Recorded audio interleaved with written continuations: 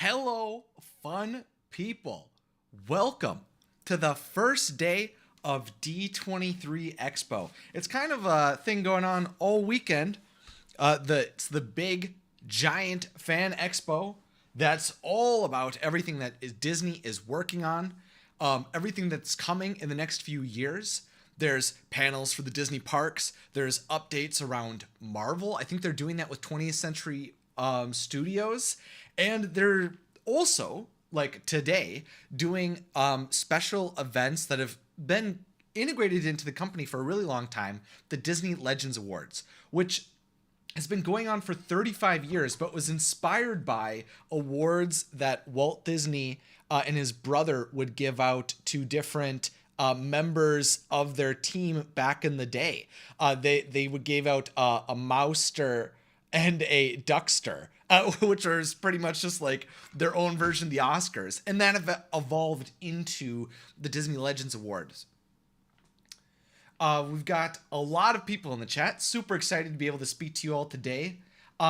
Haley, here we go. I'm so excited. I am too. I'm happy that D23 is coming around again. I'm excited to be able to like react to what's going on. I'm glad that they're live streaming some of this. Let's see, Jimmy, how are you today? I'm doing great. So far, so good. I mean, listen, there's a few things that are going on around my apartment that need to get fixed. A few roaches need to be exterminated, but other than that, we're doing great. Nothing too crazy has happened yet. We just went live, Vixie. So super excited to see you. John, hello. Blue Raven, I love you. Thank you so much. I appreciate that. Dr. Andy, hello. Taylor, hello. I'm doing great today. Srinivas. Ed, yo, D23 is back. Let's go. Can't wait for the live to begin. I agree. I'm pretty excited to see what like Disney will do, because this is the other thing to understand about what's going to happen. Here, we'll pull up the other screen. What's important to realize about what's going on today is that this is kicking off the 100th anniversary of the company. So this is a really big deal for them. So I've heard that there's a lot of very cool things that will be taking place today to celebrate that. Ollie says, you're my childhood what? Oh, that's so wild. I appreciate that. It's a very humbling thing to hear. Rust says, I love the level of research Mr. Carlson puts into his videos. Thank you so much. I appreciate that. I really try to like make the videos as in-depth and as well researched as I possibly can have them. Hello, Nikki. Let's see. Who's King Rainier's father? I don't know. I don't think we really ever find out. Let's see. Zach says, did you hear about their card game Lorcana that they'll show off sometime during D23? No, I haven't. I know that there's like a whole presentation about Marvel and video games, but I don't really know like what other types of like video games are coming down the pipeline. Samuel says, I love your videos and can't wait for more Disney theories that turn out right. Yeah, thank you. I'm excited too. Currently I'm working on some Disney history stuff, mainly about why Phil Collins initially decided to do Tarzan. So I've really been interested in the Disney history side of things lately, which works out super well that we're, getting into D23 and looking forward in the history of the Disney company. Amber asks, why is it called D23? Okay, so the reason that like D23 is called that, it's the fan club for Disney overall, their official fan club, and it's because 1923 was when Walt Disney Productions was founded, which I believe it was Walt Disney Brothers or the Disney Brothers Productions.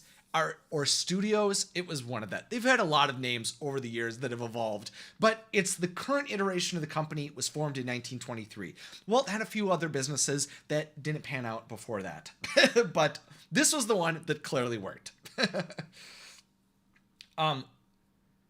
Dreamy Star says, hi, I'm excited for D23. I hope we'll go there someday. I went to the D23 in 2019.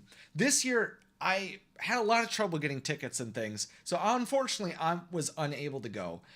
In an ideal world, like, I really want to be able to figure out how to go more in the future. Because I was very disappointed that I'm not able to be there right now. But of course, it gives me the opportunity to do cool things like live stream the Legends Award, and hopefully the Disney Parks panel, because I believe that's also going to be streaming on Sunday.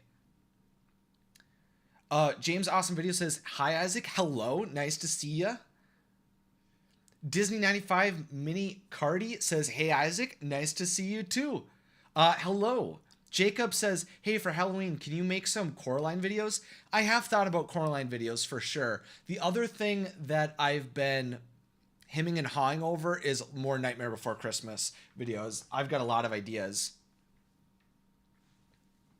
Yeah, Amber says, oh, thank you. I can't believe it was formed so long ago. Yeah, the Disney Company has been around for a period of time that's pretty substantial. The thing is that from the time that the company was founded to when they made their first feature film was, over 10 years. So it took a long time for them to really, first they became well known and well respected, but to really come onto the scene as a major player in Hollywood really took place with Snow White and the Seven Dwarfs in 1937. 1937. Okay, Snow White and the Seven Dwarves. 1937. Boom. Okay, I just Googled it to confirm myself. I gotta second guess myself. I can't always be right on the money with it. Some Raindrops on Roses says, hope we'll have future Walt Disney Records, the Legacy Collection CD sets in time. I think that would be cool. I mean, the thing is for the most part, there's really not many people that use CDs anymore. So I think that kind of will become a thing of the past. I feel like, lots of new cars don't have CD players even. So if you can't even listen to them in the cars, I don't know if they'll come out, but hopefully collections like on Spotify would be very cool too. If you could do any job at Disney, says KBM, or meet any historical Disney icon, who would you meet? If I was going to have a job, I feel like I'd want to lead the charge. The first thing I'd want to do is lead the charge on an animated movie. But if I wasn't going to do that, then I would probably want to do something. Yeah, just anything really involved with the movies, whether that be big or small. Do you think Disney should make high quality short films like they used to? Asks Ice Cream. Well, they do. The thing is there's lots of different places you can find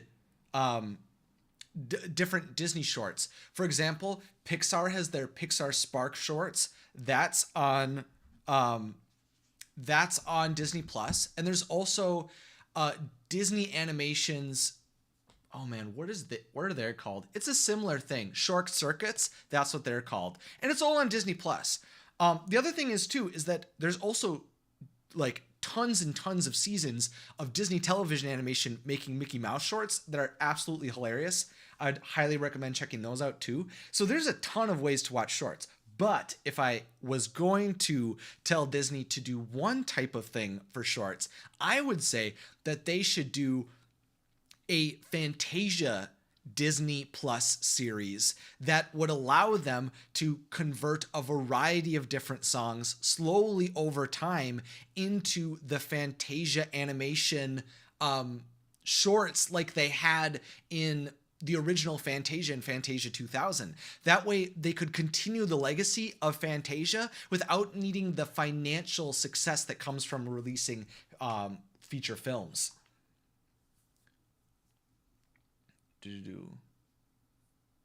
Demigod Fangirl says, yeah, I'm so glad you're streaming this. Thank you. I'm excited to do it. Um, I was, it's fun to do live streams like this and to be able to talk about things, that we're all excited about.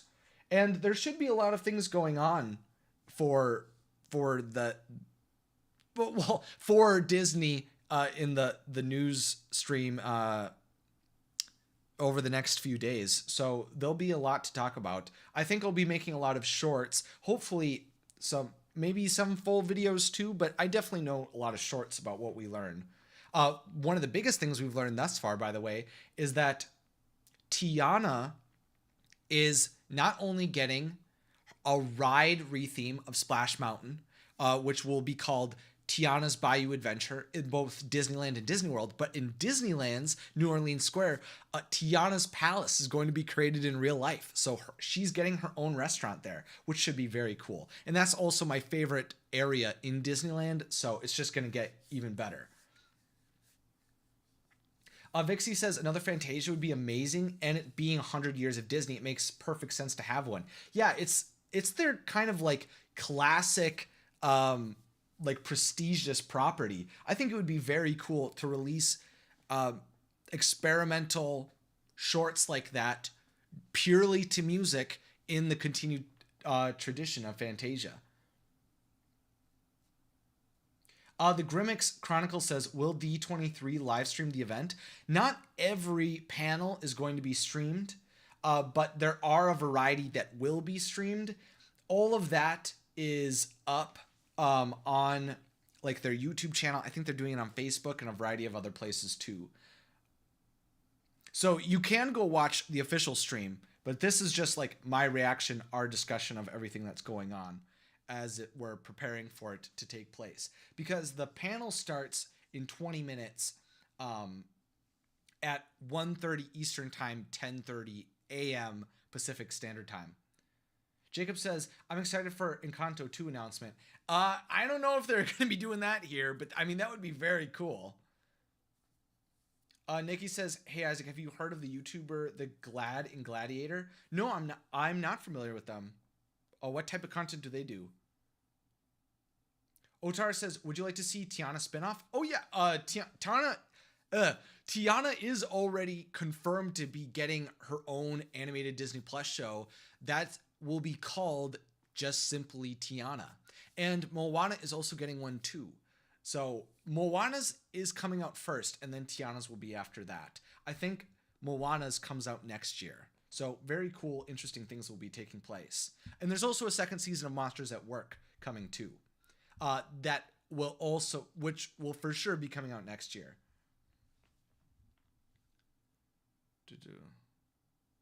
Charles says, are you excited for the Zootopia series? I'm not super excited about it, mainly from the standpoint of that it's really just like these, I think it's just going to be a variety of shorts. And while I don't really mind that, that's what we've been getting a lot when the animated content is not necessarily fully developed series, but these like really like thought through little mini shorts. I prefer fully fledged, like thought out bigger narratives going on. And so while I'll probably watch most of it or all of it, it's not necessarily what I'm looking forward to the most.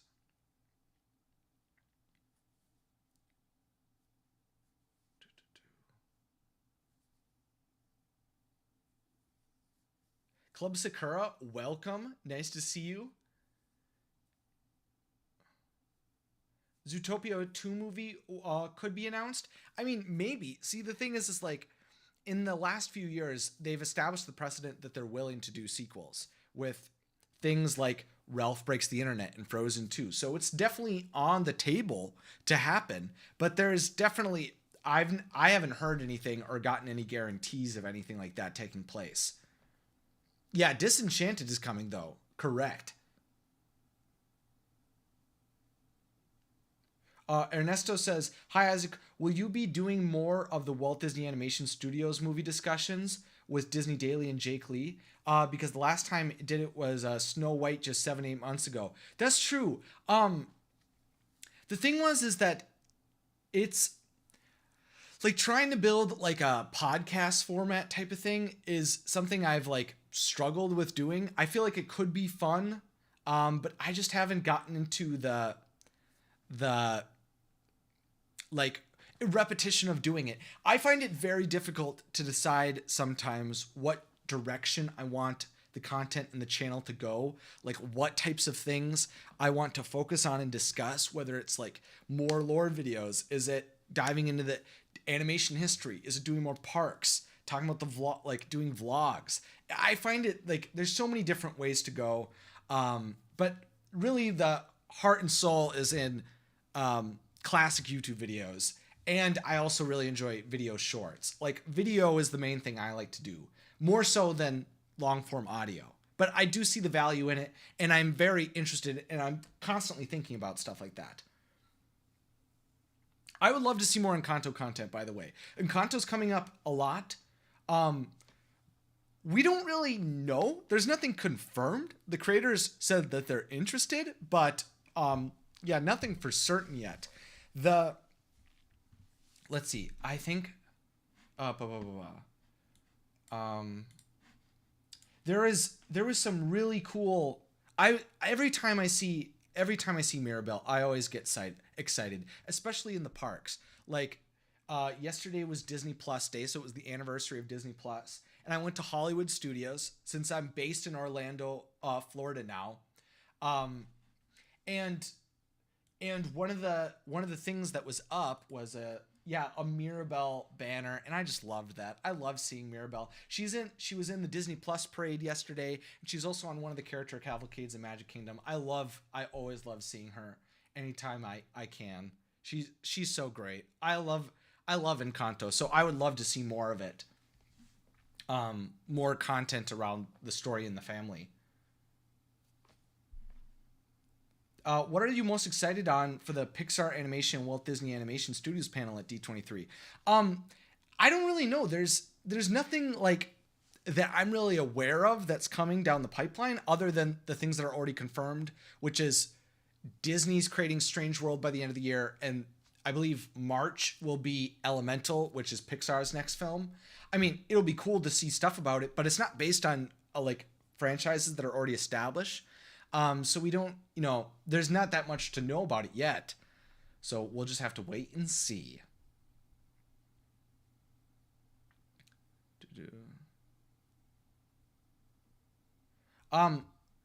Ice Cream says, please make more Star Wars videos. Do you have specific Star Wars videos that you'd like to see? I mean, the channel was initially built on Star Wars. So, I mean, definitely there's a passion there. KBM says, I'd want to see a movie about a futuristic Disney princess, Galaxy Queen. That would be really interesting. I think that could be cool. I think the thing I would be really interested in is like, which I've talked about kind of before, is the idea of like an African princess. So it's like kind of take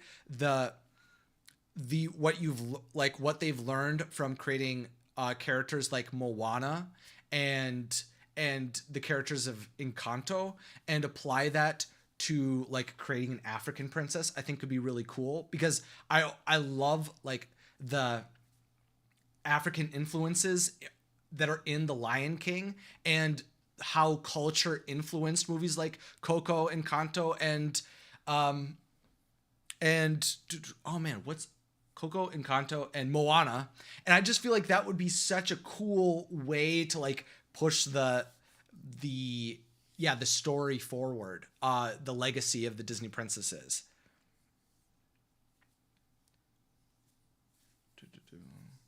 I'd love to see a Disney princess who's plus size. Yeah, I think there's a lot of different ways to continue to explore the princesses. There's so many different avenues to take them.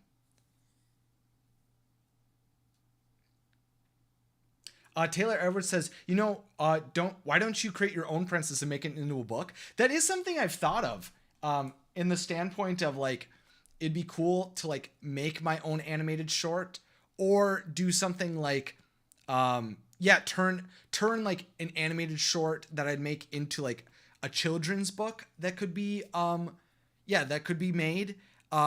I mean, a chapter book is a totally different thing. I sound like a elementary school kid be like, ooh, a big chapter book, but that's kind of what I think that's kind of what one direction I feel like could be a fun way to do things.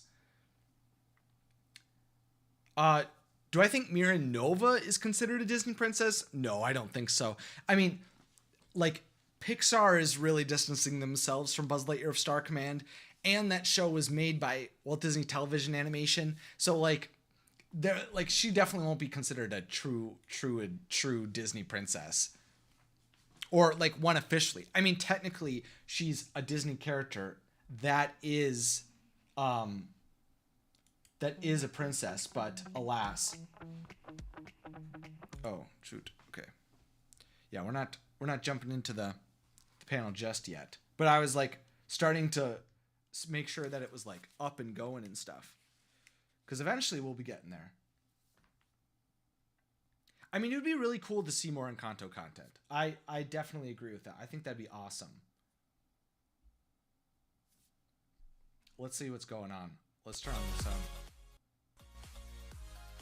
Loungefly is a cool brand. They've done a lot of stuff.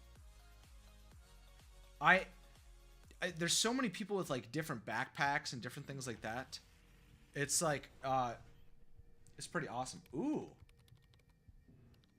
Oh, this is the promo for Tron. High quality. I'm so ready for Tron to come to Magic Kingdom.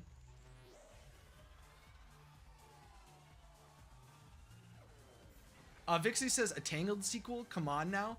Listen, the thing is, we've gotten a Tangled sequel. I promise you. It's called Rapunzel's Tangled Adventure, aka Tangled the Series. It's on Disney Plus. There's 3 seasons and a full movie. It's great. You should watch it. That's the Tangled series you need. That's the only one you need.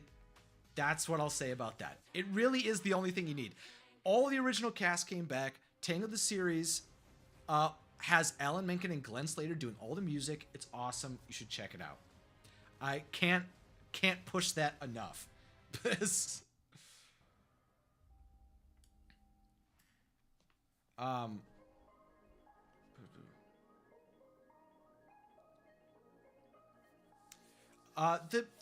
Disney parks are expensive. They're definitely not something that like are very easily to just like casually go to.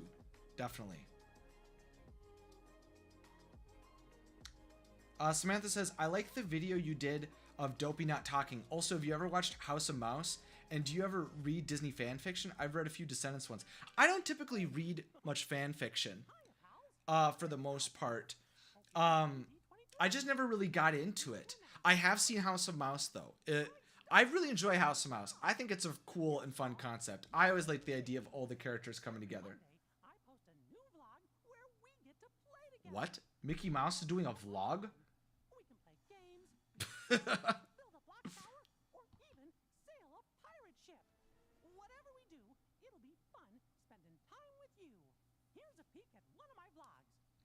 Mickey Mouse is vlogging. What a time!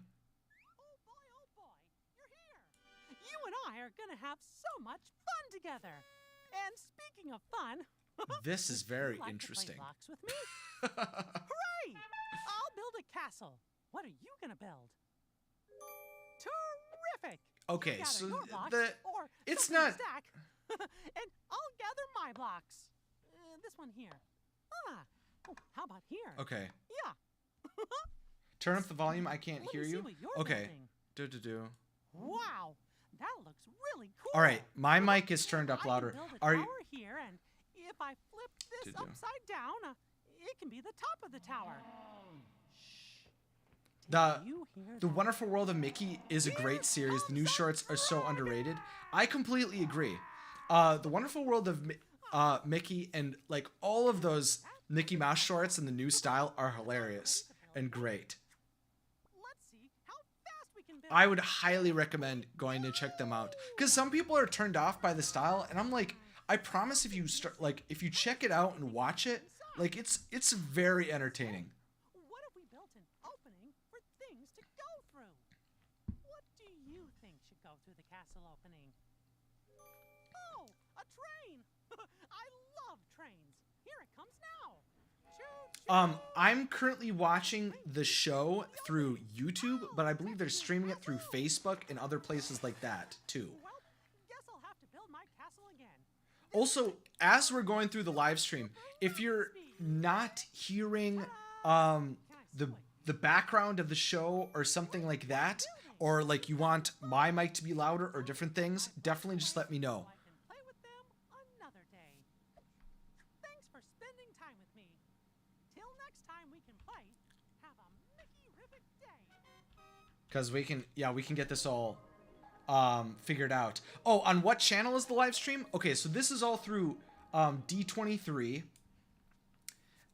That's what's the channel is that we're going that they're going through, because this is a D23 Expo, so it's their event.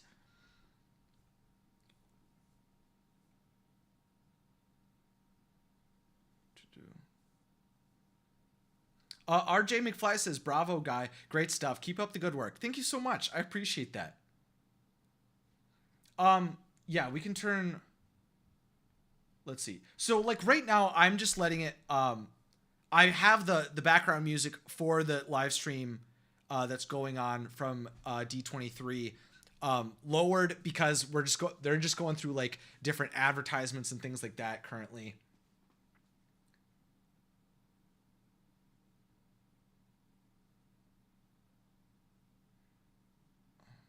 James Awesome Video says, "Would you like to make a Lion King series about Zira and Scar?" I mean, I think that could be cool. I mean, I wouldn't be opposed to it. But I don't necessarily need something like that. I feel like the Lion Guard filled in a lot of steps. I just feel like if they're gonna do something, I want it to be something like different and bigger and more like bold and like powerful. Like, I don't necessarily want it to be another Disney Junior show if they're going to focus on villains like that. Carolyn says, "Zira's existence makes no sense." Why doesn't it make sense? I mean, I understand that like at the end of The Lion King, all of the lionesses seem to go and side with like Nala and Simba. But I mean, it's very possible she could have been somewhere else with like Scar's loyal lionesses. I don't think it's like completely out of the realm of possibility. Dreamy Star says, "Isaac, what are your thoughts on Raya becoming an official Disney princess?" I think it's great. I think it's awesome that Raya is an official Disney princess now. Like I thought like Raya and the Last Dragon, I didn't super connect with the story as much as I have other more recent films. Like, I connected to Turning Red and Encanto a lot more. I liked Soul a lot more. But the thing is like, she definitely exists well in the Disney princess lineup. And I think it's cool that we have another warrior princess from another part of the world. Some Raindrop on Roses says, "Wish we had extended cuts of The Lion King, Pocahontas, and Beauty and the Beast on Disney Plus." I agree. The thing I really wish we could get on Disney Plus, other than like series that I wish we could get more of, like The Legends of Tarzan and let's see, what's the other one? House of Mouse, of course. Like, the other thing that I would really like is all of the behind the scenes documentaries that were created for the DVD and VHS releases of all of these classic Disney movies. I wish those were all on Disney Plus. Dat Boy says, "It'd be nice to get a series exploring more of the world of Raya." I completely agree. I feel like the world of Kumandra is something that's so fascinating and vast and wild, and I'm so shocked that like we haven't gotten more of that. I feel like it's such a shame, because I feel like there's like endless possibilities with it. So, because that's the thing, like, I don't necessarily know if I would say like Raya and the Last Dragon's like one of my favorite movies, but I feel like the world has so much potential, and I did enjoy Raya.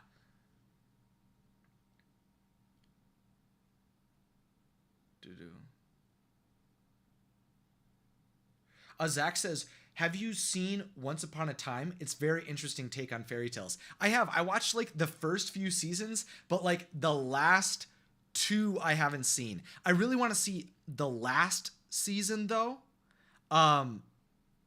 Because, or the second to last one, because that's like the main story wrapped up. And I know that like the final season goes in a bunch of different directions, but like I really want to see what happens to like the main group.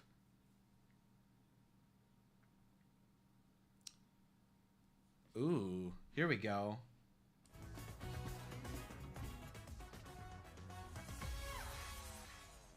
Stuff is going down now.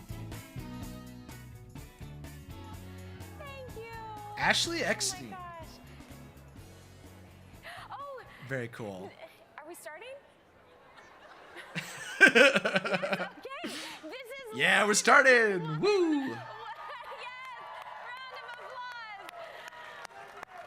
Okay, welcome back to D23 Expo Live. Next up, one of the most anticipated panels of the D23 Expo. Yes, absolutely. Right. And the It's first the one. Disney Legends Award Ceremony. Legends will once again honor those visionaries and artists, as well as launch the Expo weekend and the 100 Years of Wonder in an unforgettable way.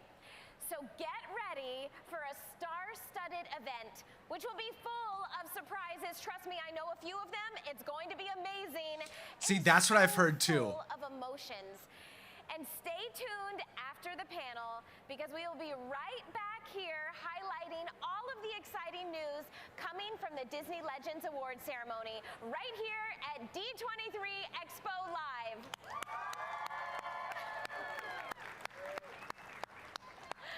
Thank you, everyone. I'll see you in a little bit. Bye.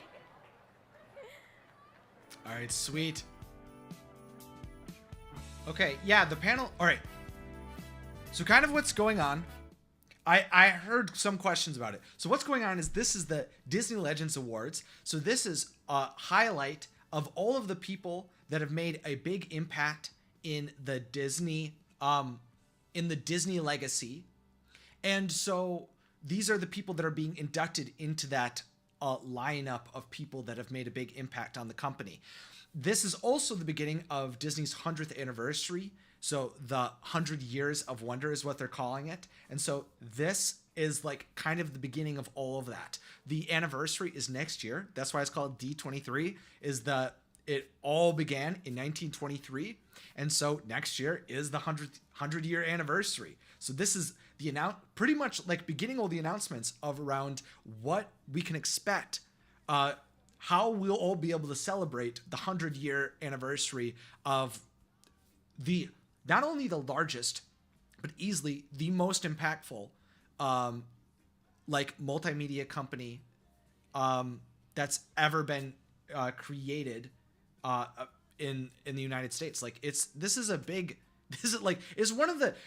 Disney is one of the shapers of culture. And I feel like for so many people, they've touched, so many different lives, touched all of our hearts.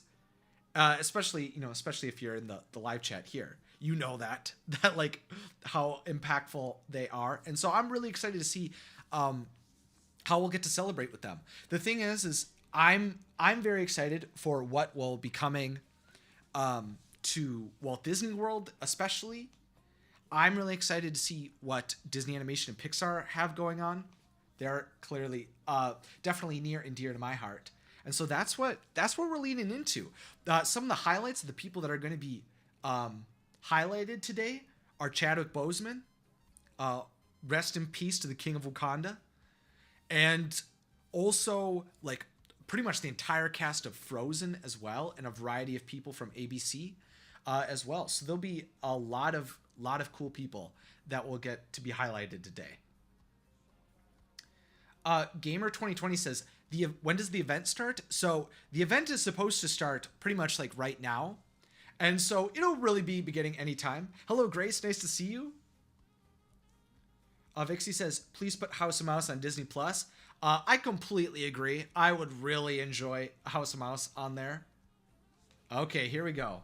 You should be invited to be there, Isaac. I appreciate that. I really wish I could. I need to advocate for myself better to get in positions to be like that. I'm I really need to fight for it more in the future. Yeah, also rest in peace to Pat Carroll, the voice of Ursula. And Rusty Taylor, Samuel E. Wright. There's so many people that have made such a big impact at Disney to contribute to all the stories that we adore so much. Gamer 2020 says, "Hi, I'm a big fan." Thank you so much. I appreciate that.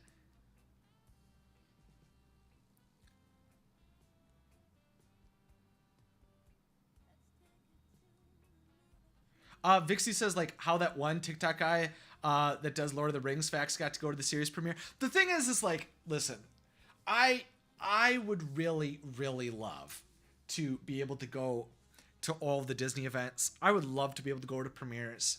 I really, really, really, really want to be able to go. But also, I'm not necessarily always positioned to be able to go there. I don't live in Los Angeles. I'm not very well connected into the film industry or the entertainment industry. I don't have a lot of, like, my family wasn't raised in a house that was like, had many, like, any connections to anything like that. So it's just like a slow building process of meeting people and learning how to advocate for myself and things. Schwab, Sahal says, "Have you tried to go to the premiere?" I mean, I haven't really reached out to any, like, companies. I don't really know how to, like, begin the conversation around something like that.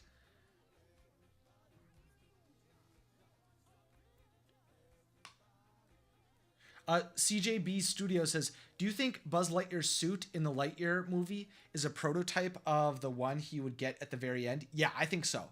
Like, it's just like the suit he has at the beginning of the movie is the one that he received while being a part of Space Ranger. Ooh, here we go. Just kidding.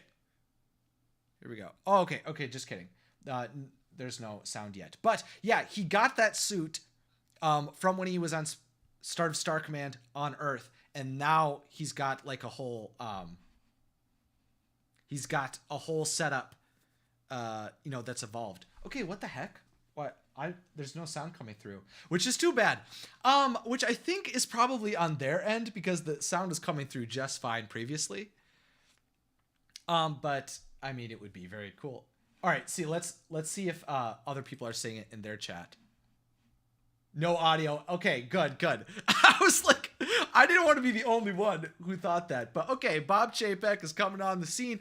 We're just gonna narrate it. He's super excited talking to Mickey Mouse, classic Disney CEO type of thing. You're as excited as I am. There we go. There's the audio. D23 Expo is the biggest Disney fan event in the world. And you're going to see presentations, panels, interviews from Disney, Pixar, Marvel, and more. And you'll get some sneak peeks at some new shows, films, and experiences. And we have some announcements that you're going to have to see to believe. Well, it looks like everyone's made their way inside already. Are you ready, Mickey? You got it, Bob. You're doing a great job up there. Perfect. So, Mickey, are we saving a spot for the statue? Yep, but I'm not sharing my popcorn.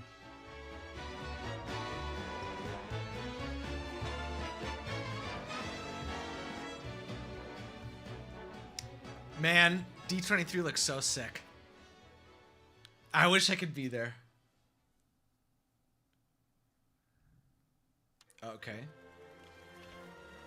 I hope you enjoy the show, and incidentally, have a handkerchief handy. If you're like me, you're not only going to laugh a lot, but you're going to shed a few happy tears. Yeah!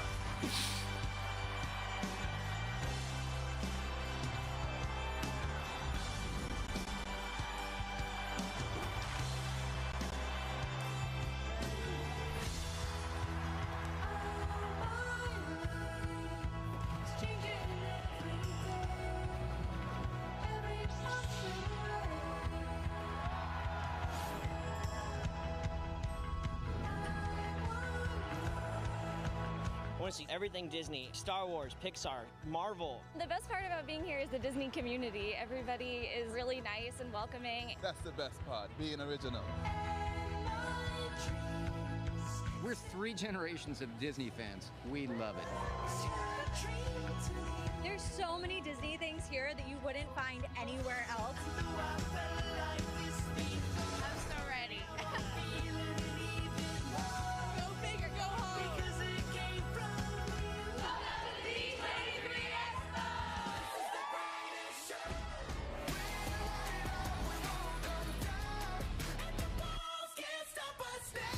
That's so cool. You're using Greatest Showman music.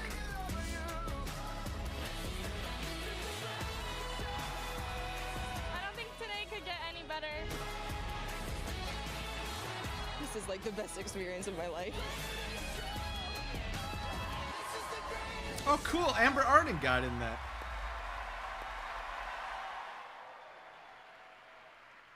And now, please welcome from Disney's Broadway productions of The Lion King and Aladdin and the North American tour of Frozen, Pearl Kwesi, Jelani Remy, Katie Terza, Jacob Dickey, Kaylin Creaser, Tatiana Lubov, and hold on to your hats, folks, for Broadway's very own genie, Michael James Scott. What's up, Disney family?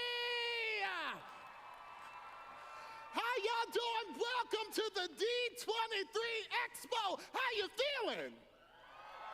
Okay, you know what? It's been a little bit, so I'm gonna come on down. I'm gonna come on down because, you know, we got to get on here. Can y'all believe it's been almost 3 years since we have been here? Can y'all believe that? But guess what? We are back. Wait a minute, I'm gonna say it again, y'all. We are back. So are y'all ready to get this party started? No. Are you really ready to get this party started? Okay, all right, it's time to get my Disney on Broadway family out here. Okay, here we go. Let's do this.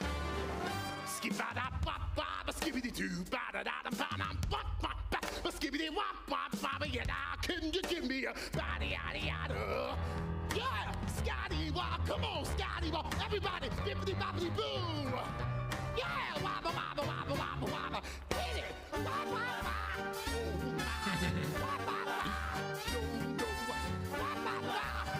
This is a cool way to start the event. Yeah, well, I live out the hat them 40 thieves. She gave us out, I had 1,000 tales. But master, you're in luck, cause up your sleeve you got a brand of magic never fails. You got some power in your corner now. Some of every ammunition in your can. You got some punch pizzazz, Yahoo and hot. See, all you gotta do is rub that man.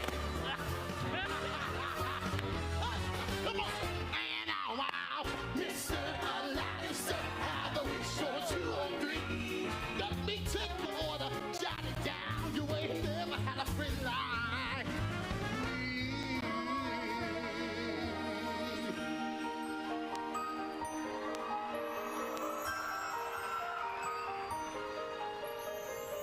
I can show you the world, shining, shimmering, splendid. Tell me, princess, now when did you last let your heart decide? He's holding back, he's hiding, but what? Oh, that's cool. I can't decide. Why won't he be the king I know he is, the king I see inside? A new fantastic dream. No one to tell us knows the where to go. Say we'll always have you feel. I'm desperate.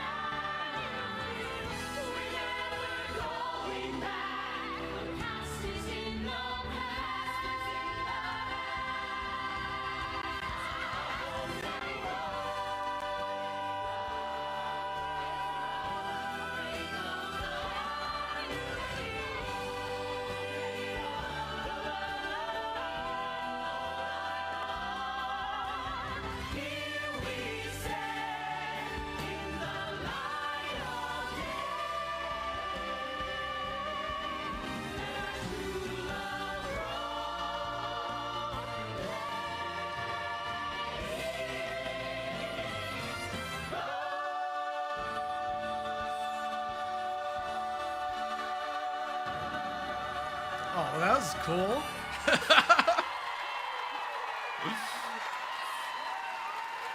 Yeah, that was really cool. Thank you, D23 Expo! Oh. All right, now, would you please give a warm welcome to the Chief Executive Officer of the Walt Disney Company? Y'all know who I'm talking about, Mr. Bob Chapek.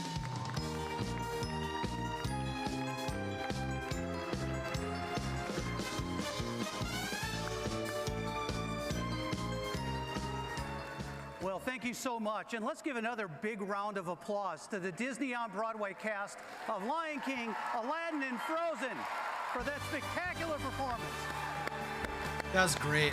The Frozen song was the ending song for the Frozen Broadway musical, which I think is Disney sick. fans, If you haven't listened to it welcome before, you should check it out. D23 Expo 2022. It sure feels great to be back with all of you. You know, it's so exciting to see people from all over coming together to celebrate a shared passion for the magic of Disney. And I can't tell you how thrilled I am to be here with this incredible community, the biggest Disney fans in the world.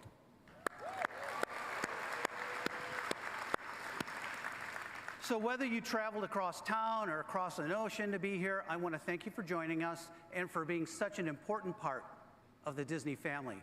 You know, I know we've all had to wait a little bit longer than usual for this chance to reunite and share our love of Disney. But let me just say that based on all the incredible things that we have planned for this weekend, I promise you it will be worth the wait.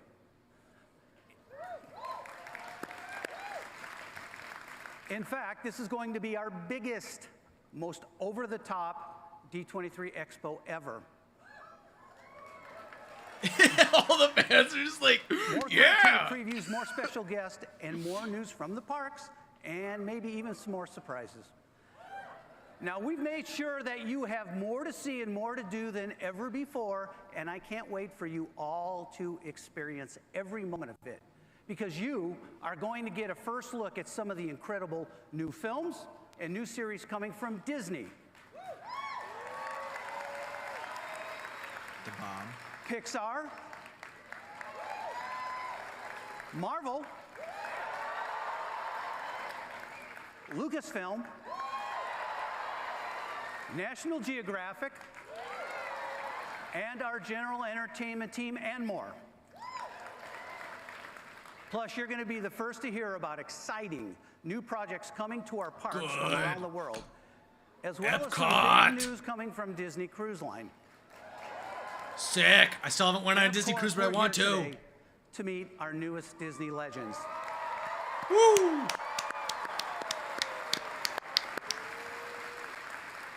So I know I'm preaching to the choir here, but Disney is truly the most magical entertainment company with stories and experiences that are really unmatched anywhere. We are in a league of our own, and I can't tell you what an honor it is to lead this company at such an exciting moment in its history. And that moment, of course, is our year-long celebration of the Disney 100th anniversary. Heck yeah, let's get it.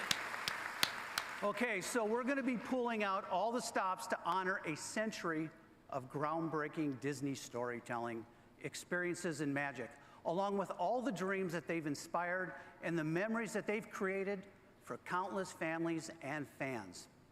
You know, it all started, of course, in 1923 when Walt Disney set this company on a path that would revolutionize the entertainment industry. And over the last 100 years, no company has had such a profound impact on our culture or on the lives of generations of people, including me. You know, growing up, my parents took my sister and me on annual trips to Walt Disney World.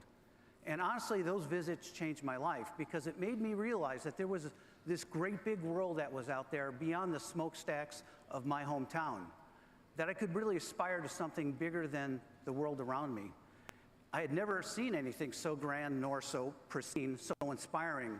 There were thousands upon thousands of people from every corner of the globe coming together to experience all the joy and wonder that Disney has to offer. And really, that's what Disney's all about. It's that spark that ignites something that's special inside of you. It's the promise of a brighter tomorrow for anyone who dreams big enough. And it's the permission and encouragement to forge your own path. So maybe it's an escape to a world that celebrates you for exactly who you are and what values make you unique. And as everyone in this room will attest to, it's really what unites a community of people who believe in this world and what a magical place it can truly be. So as we gather here this weekend, I want each and every one of you to think about that magical Disney moment that sparks something special in you, because that spark can never be extinguished. So 10 decades of creativity, innovation.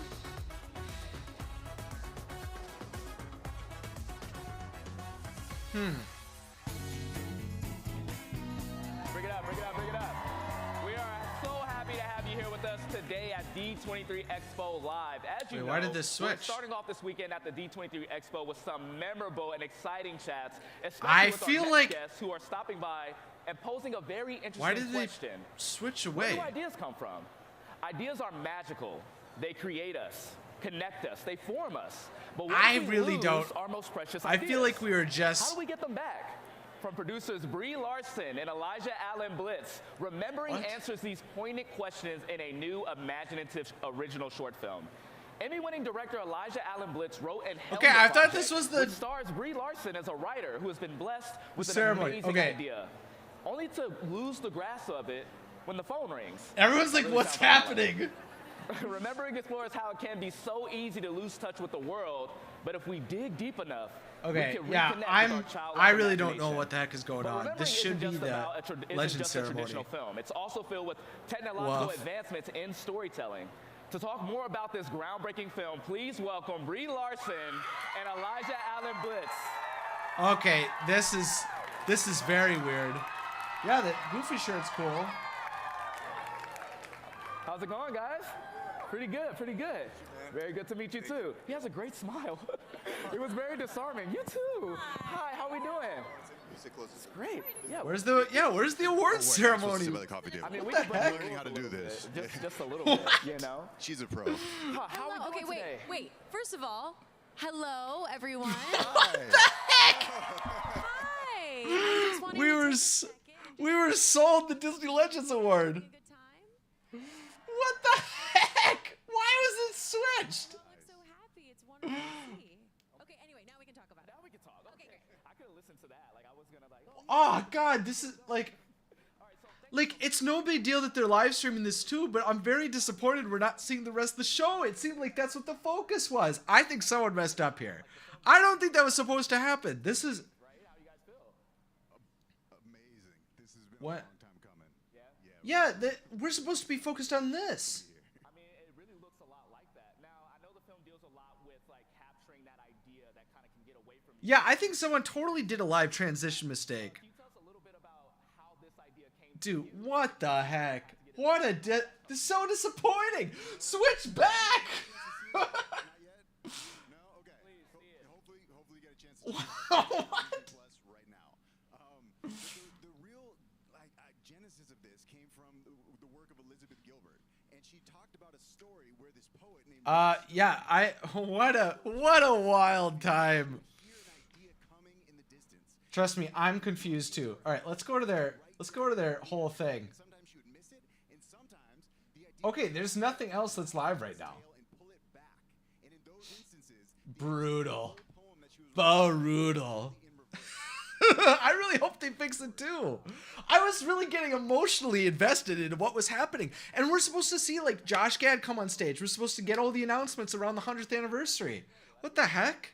Because it gives like a physical representation of the idea, right? And whipping it back, like it's like. What the heck? All right, I'm going to go to Twitter. Let's see what they say here. I feel like New promo art for with your child. Elemental. When did this happen? Childlike wonder, seeing that little version of yourself. Can you tell us? Okay, come on. Like attach yourself. Do we got anything else?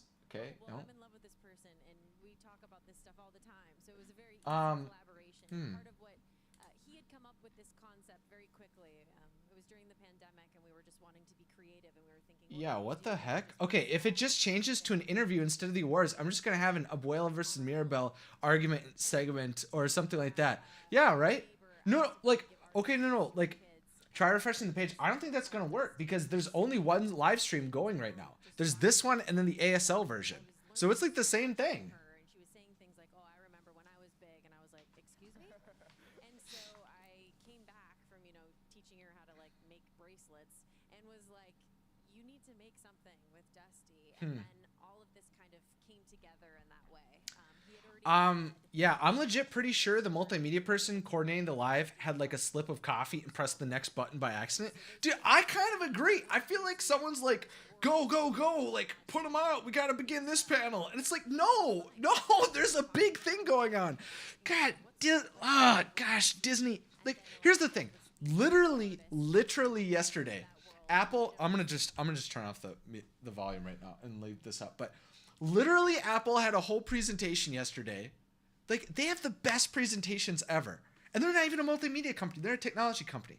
The thing is, this is the only reason why I would have Disney get purchased by Apple. If I was going to have one person acquire Disney, I don't necessarily want them to. But if someone was going to acquire Disney, it'd be Apple. Because the main issues that they have is technology is weak. In a lot of situations, like booking things, creating events, doing live streams like this can be an absolute disaster at times. But Apple is always on point. They never waver in their quality when it comes to presentations and their website. Like, no one, I heard this and it really opened my mind. Every time an iPhone is released, their site never crashes. And they sell like thousands upon thousands of iPhones. Tons of people flood to the site the day of the announcements. And their sites never crash. Disney sites always crash. Every single event. Even when it's just a Run Disney event. So, like, I don't know what the heck is going on here. It's kind of disappointing.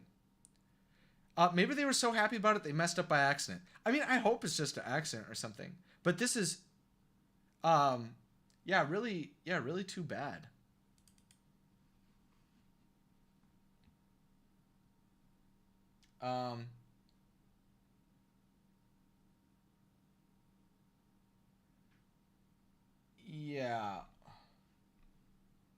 I feel like I'm so confused because other expos like this play basically everything, even if you're not there in person. Like, so weird. I kind of agree. I kind of wish everything was just live streamed. I feel like that would be, because the reality is most people can't go to the expo. So then what happens is there's just a few people that get, there's just like a few people that get like to like cover it pretty much. And we don't get to hear Disney's words of how they want to present things and describe things. Is there a live on Facebook? I think it's the same thing. Yeah, see, I don't really want to like hate people and do that here. Like, I'm not really about that. I just want to like enjoy Disney and the company and spread the magic. So yeah, we're not like diving into any of the toxicity or jumping on the Bob Chapek hate train here. Yeah, we're not doing that. Harry Rollis. Twitter says he's talking about Avengers Campus expansion. Come on, seriously? He's talking about Avengers Campus right now? Gosh. What? All right, fine. All right. Our friends at Disney and Broadway. Okay. Okay, so they're doing the same thing there. Gold member collector gift. Look at our 2023 member gift exclusive to any D23 Gold members who join or renew in 2023. Sick. I already did that. Happy to hear that. Just announced at Disneyland will be expanding, including a new attraction. More will be revealed on Sunday in Disney Parks Experience. Good. Happy to hear it. Bro, I'm so upset. I wanted to hear announcements, not Brie Larson. I tend to agree in this respect. Not that I don't think shouldn't be streamed. It should be streamed. It's just, it shouldn't be the only stream that's going on right now when there's like big stuff happening. Like, goodness gracious. I agree. Isaac, and I appreciate with your positivity and being one of the respectable, because I don't understand the Disney hatred and toxicity from other fans. I agree. I think it's frustrating. Look, now they're not even gonna like pull it up. They're just pulling up advertisements. There's a show going on. What? Or to keep your closet fresh. We're getting an Amazon ad when there's announcements happening. Asterisk says, Lamau, can you imagine if Apple got a hold of Disney, though? Disney-themed devices engraved in limited edition Disney phones? Dang. I mean, here's the thing. There was discussion saying that if Steve Jobs would have survived longer, there were talks of Apple acquiring Disney. But unfortunately, that never was able to come to be. Okay, so... Oh, man! This is so frustrating. Grace says, maybe Disney did it on purpose? The only reason I feel like they might not have done it on purpose is because they were... Since there was like a pre-recorded thing at the beginning, and then they started live streaming the event, it feels weird that they wouldn't continue it unless there was some type of like clear transition saying that like the rest of this is going to be for people in-house or something. They showed Daredevil Born Again logos and Captain America 4 apparently. Okay, here, I'm gonna... All right, so this is the official one. Let's pull up... Okay, I know that Carly, yes. All right, let's see what's actually going on. Chapek is taking Avengers Campus at Disneyland's Disney California Adventure. It's going deeper into the multiverse. Cool. This is a physical attraction that's coming.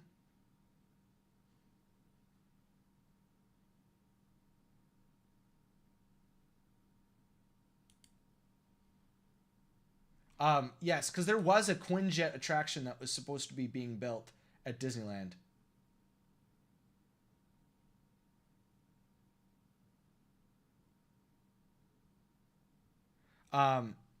In the ASL version, they had the woman to translate for Bree. Then they realized that was running late, so they cut the feed to the Legend ceremony and changed the people. Is it back to it? Okay, yeah, they're not even there yet.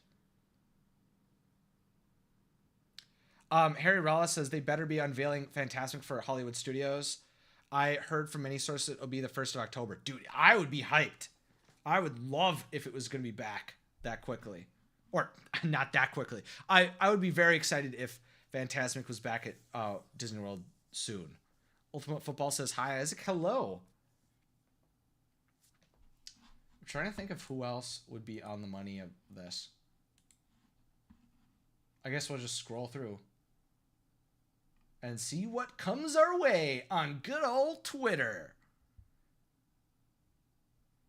Grace says, I might have to check the site later or something. Yeah, I feel like me too. See, the thing is I really wanted to experience this with you all. Like, because, I mean, it's only so enjoyable, like, kind of going through the incremental things we learn. Mark Levine is sharing their overall vision for C. Okay, which is more than meets the eye, you are not alone, driven by purpose. Okay. Let's see if Attractions Magazine's got us hooked up. Society of Explorers and Adventurers. Yes, this is like an interconnected like world that's being built in the Disney parks. Something's happening on the stream now? Oh. Another side panel. What the heck? See, the thing is too is like this is what they put in here. They told us that the honorees are going to be all these people that are like going to be presented, and we're not going to get to see it. I'm excited for the Hollywood Studios changes to Fantasmic 2. I felt like the show needed to be updated, especially compared to what Disneyland had. The voiceman says, hi, Isaac, this is my first live stream with you. I'm a big fan of yours. I'm super excited that you're here.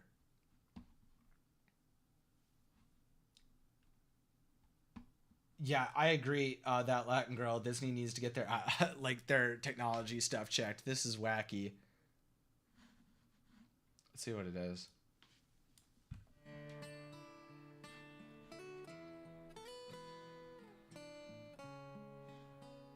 Okay, yeah. Everyone in the comments is also like, yeah, this is, what the heck? Yeah, I hope they improve the Dragon 2 in Fantasmic.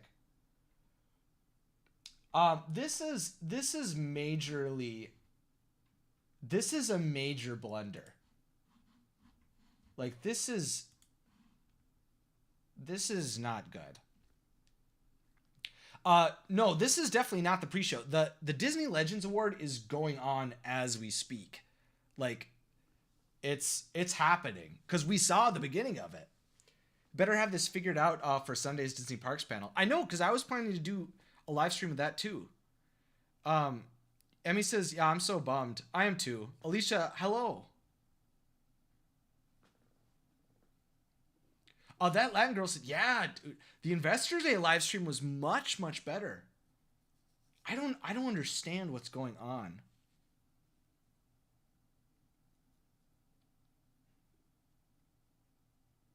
Albert says, this is my first live stream as well. I'm really excited to be part of this after watching your videos for so long. Oh, thank you. Yeah, this is awesome. I love being able to chat. I want to do this more. The news is going to happen 4 hours ago. Yeah. Apparently they're paying homage to Idina Menzel, Patrick Dempsey, and others in the Legends panel. Hey, that Latin girl, like, what feed are you going to see the updates?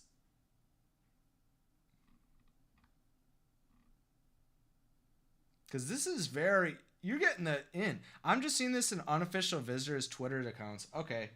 Sounds good. The Walker Chronicles on YouTube as a stream? Okay.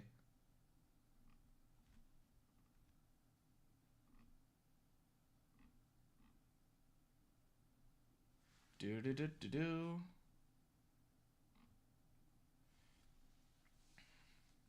Isaac, do you have recommendations from fans, viewers? Yeah, I do recommendations if you have ideas for videos. People actually there are better at keeping score of stuff than actual influencers. I believe it. Okay, we'll just do hashtag D23.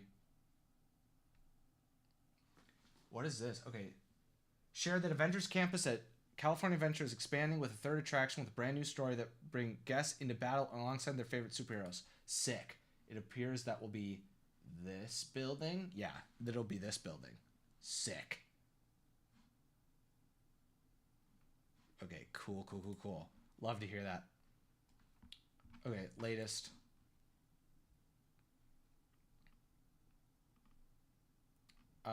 Okay. No, I don't want to dive into this. No. Piss! I don't want the cluster that's that. Isaac, have you seen the latest episode of She-Hulk? I haven't. No, not yet.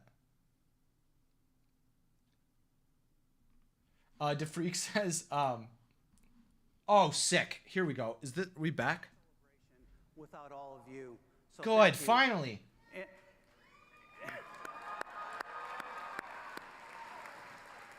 And hey, Mickey and Minnie, you two are looking super sharp in those platinum outfits. Yeah, they are. Woo! Thank goodness they're back. And I'm so happy. We're glad you're here because today marks another milestone. Because this year is the 35th anniversary of Disney Legends.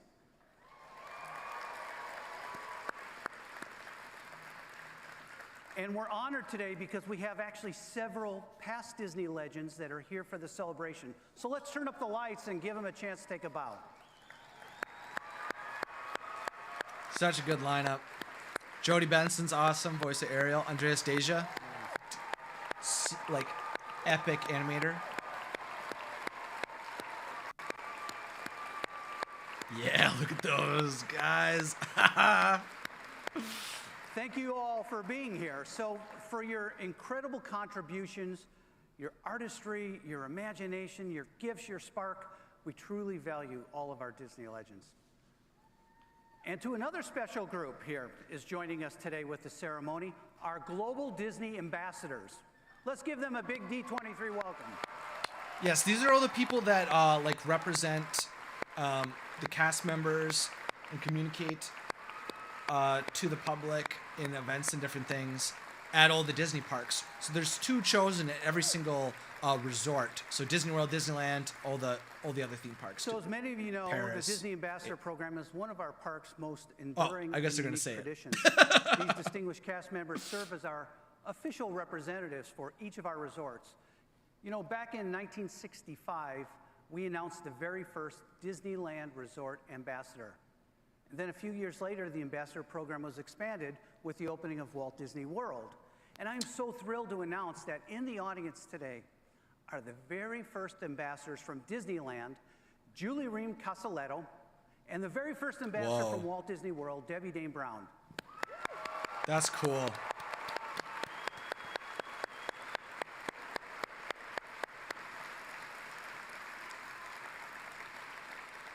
Our ambassadors continue to foster Walt's original vision, sharing the magic of Disney with fans all across the world. And we're so honored to be joined by, today, Kanoa from Alani.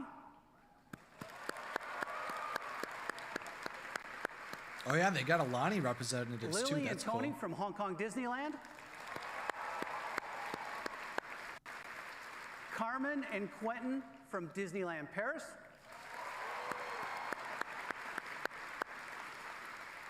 Mika from Tokyo Disney Resort. Allie and Ray Vaughn from Walt Disney World. Oh yeah, those are the guys I recognize the most. And Natalie They're and Mark all from over. Disneyland Resort.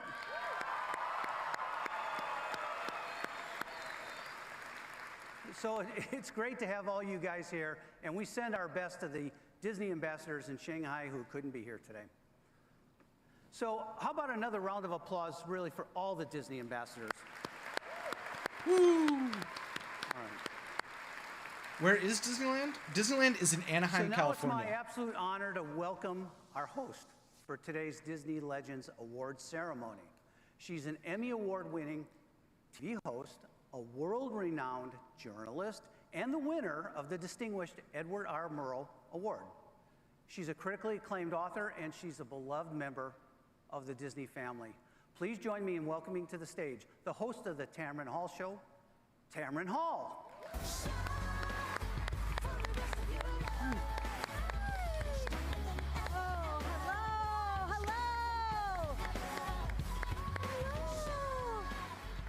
Beautiful. This is surreal. I can't believe it. Thank you so much. I have to point out, Disney is in my heart, Bob, but it's also on my sleeve. Mickey, can you spot the Mickey? I couldn't miss this for the world. The expo leading into the 100th. Okay, wait a minute. I'm not Aladdin, but I've got a little magic. Are you excited? They told me that this was truly the most important place to be today. So the fact that I got an invitation and I'm a Disney fan, I bow to your greatness, Disney family. Bob, thank you. I'm a big Disney fan, and it's an honor to be here. Well, we appreciate you being here to honor our legends. You know, you're going to be great today, so I'm just going to leave it up to you. Okay, you know what? I got big shoes to fill, but you promised that this was the biggest, the best. We waited to be together, and now we're here. So let's get on with the show. All right, thank you, Bob. Thank you.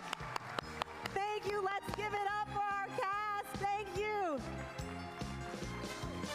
Let's hear it for Minnie, Mickey, and all of our pals. Let them hear the love. It's been 3 years we've been waiting to be here together, and here we are. Mwah. Come on, thank you. This is the way. Thank you. Let's give it up. So today we celebrate our 2022 Disney Legends. The Disney Legend Award is bestowed to an individual for making a significant impact on the Disney legacy. The award itself symbolizes their inspiring contributions and talents. The spiral stands for imagination, the power of an idea. The hand holds the gift of skill, discipline, and craftsmanship. The wand and the star represent magic, the spark that is ignited when imagination and skill combine to create a dream. And now, our first honoree. Make a plan, set a goal, work toward it. Our next guest is the star, co-executive producer, leading lady of Grey's Anatomy, the longest-running primetime medical drama ever, TV's $20 million woman, Ellen Pompeo. I get to be a superhero in Scrubs and bring smiles to people's faces. This show is unbelievable. These shows have come and gone, and Grey's Anatomy. I wanted to use my platform and put something positive out there for young women. Ellen Pompeo, fiercely honest about growing older in the spotlight. As an actor, flaws are a necessity. Nobody's perfect, and I'm not, and I'm okay with that. So pick me. Choose me. Love me. What do you think the secret to the success is? A fantastic character, integrity, and compassion, all the things that whoever put us on this planet intended us to be. You have a voice, so use it. Whatever it takes, just find your voice. And when you do, fill the damn silence.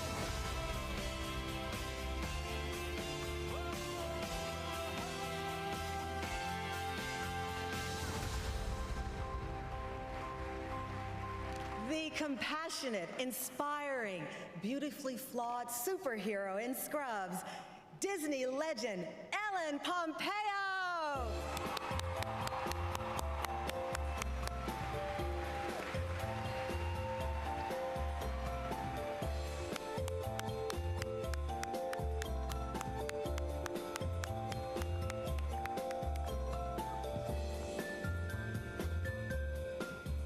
Wow. Thank you, Bob. Thank you, Tamron. Thank you all. It's my least favorite thing, speaking in public. You've all done this, made me a legend. I was thinking about this morning in the shower, and I thought, now that I'm a legend, my daughter Stella is here with me. And last night when I went into her room to tell her to shut down that computer and go to sleep, she was a fantastic, deep, deep belly laugh. A deep belly laugh. And I said, what is so funny? And she said, Blackish.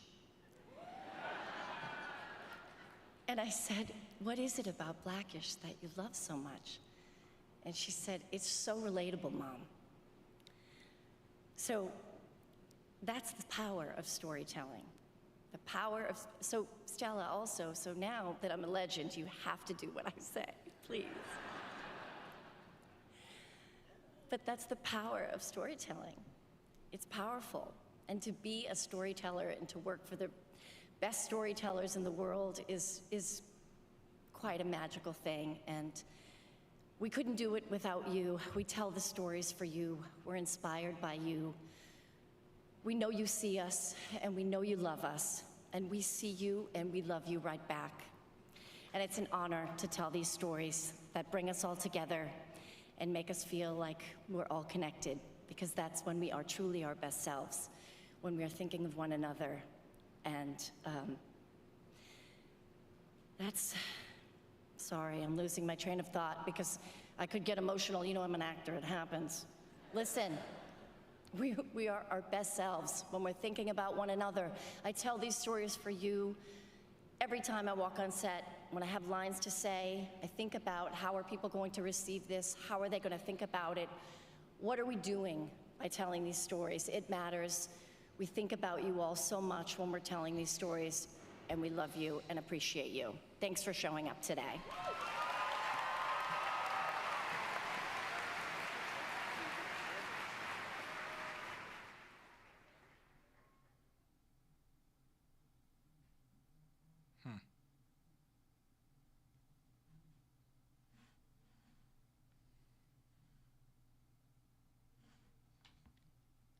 Seems they turned off the volume.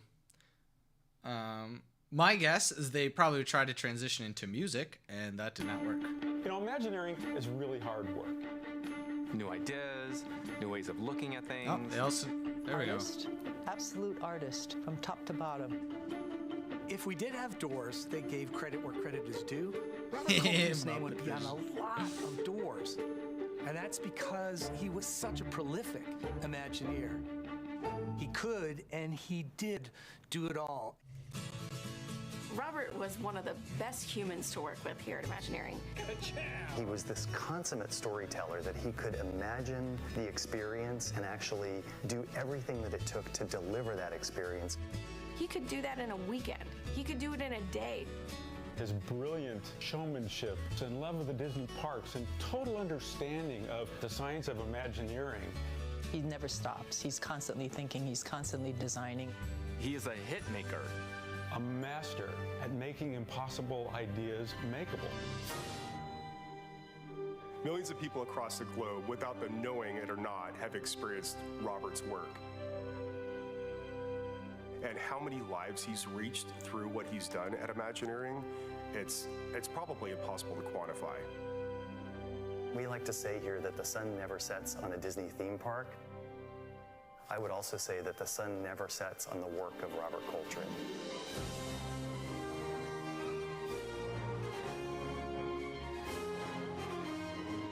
Sick.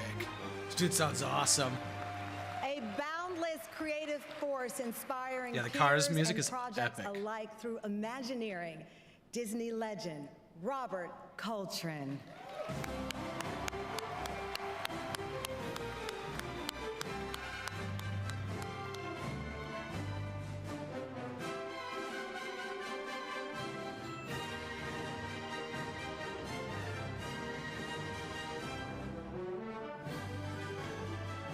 Wow, thank you.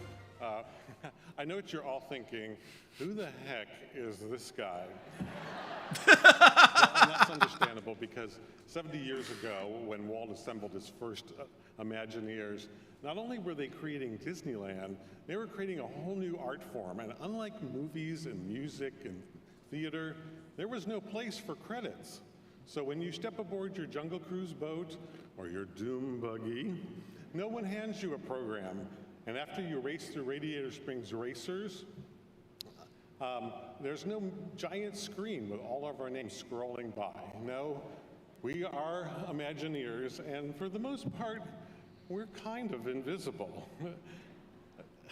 So, and that's okay. We work behind the scenes, and we let our creations become the stars you come out to see. Except on days like this, when you drag us out from behind the curtain, and here I am. Thank you.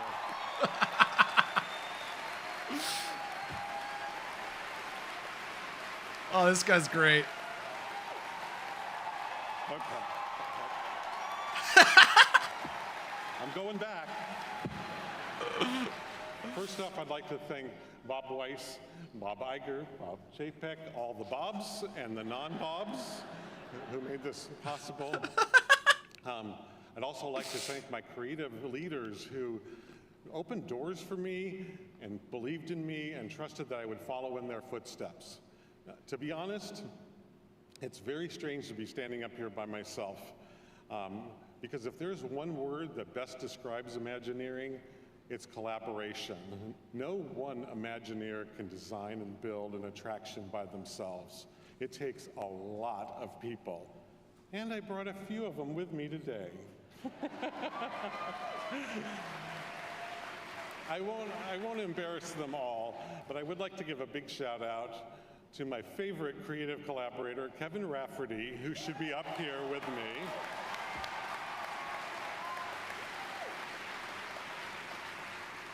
Lori Coltrane, my sister, yes, I worked on projects, many of them with my sister, and not only is she a fantastic Imagineer, she is the best sister ever.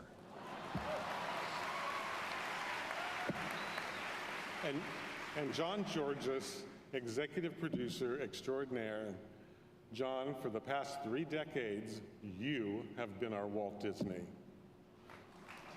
You have inspired us, you have nurtured us, and you have brought out the best in us every single day. We thank you for making the company and the whole world a better place.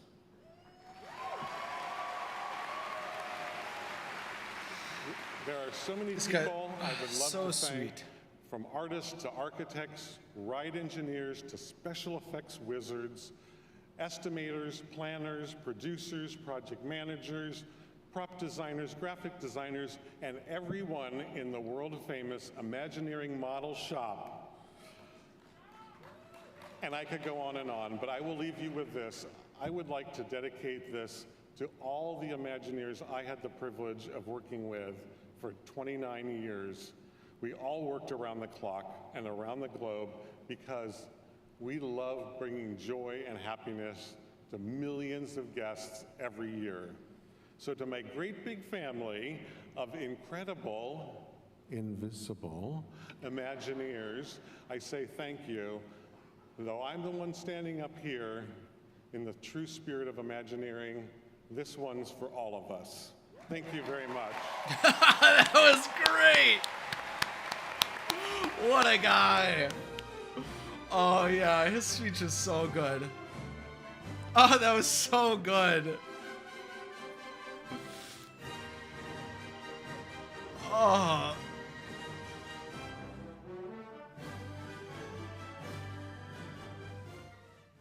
Ronald, whatever happens with the popularity thing, you know, stay yourself. Don't change to please them. Me change? Never. Please welcome Patrick Dempsey. Big dreamy, Mr. Patrick Dempsey, you know. The sexiest neurosurgeon alive. All the elements that are coming together to make that happen, it's a lot of fun, it's flattering. And you really just sort of enjoying the moment while it lasts. One door closes, another door opens.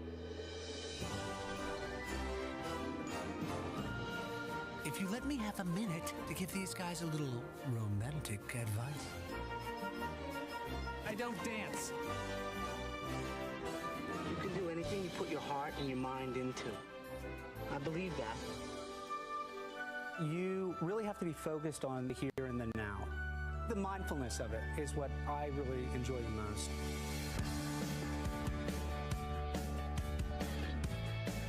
It's quite a long journey, and now I really appreciate it. Very thankful. And I think when you work through those things, the universe will bring the things to you.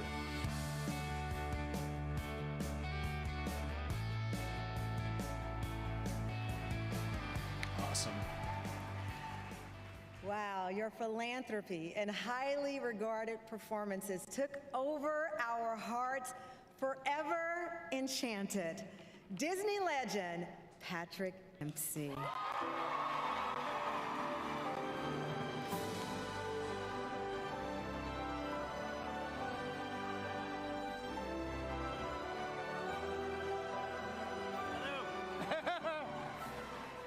Good afternoon, everybody. Wow, what a tremendous honor, Bob. Thank you very much, Emma. Thank you. It's remarkable to be standing here. It's very moving. I have to tell you, my first encounter with Disney was many years ago. I've been in the business now as I was driving down here counting over 37 years.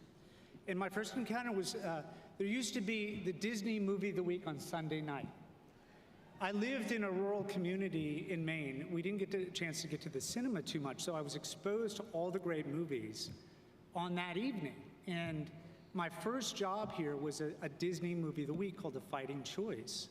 And I look at how many films and projects I've done with Disney. It's been a profound experience. I'm so grateful to be a part of that. And with the success of Grey's Anatomy worldwide, it gives you an incredible platform. And I think that in itself is special, but fame is not everything. It's sometimes very empty. And what I'm learning is the most important thing is to be of service, to give back. And with that, my mother fought a very long battle with ovarian cancer.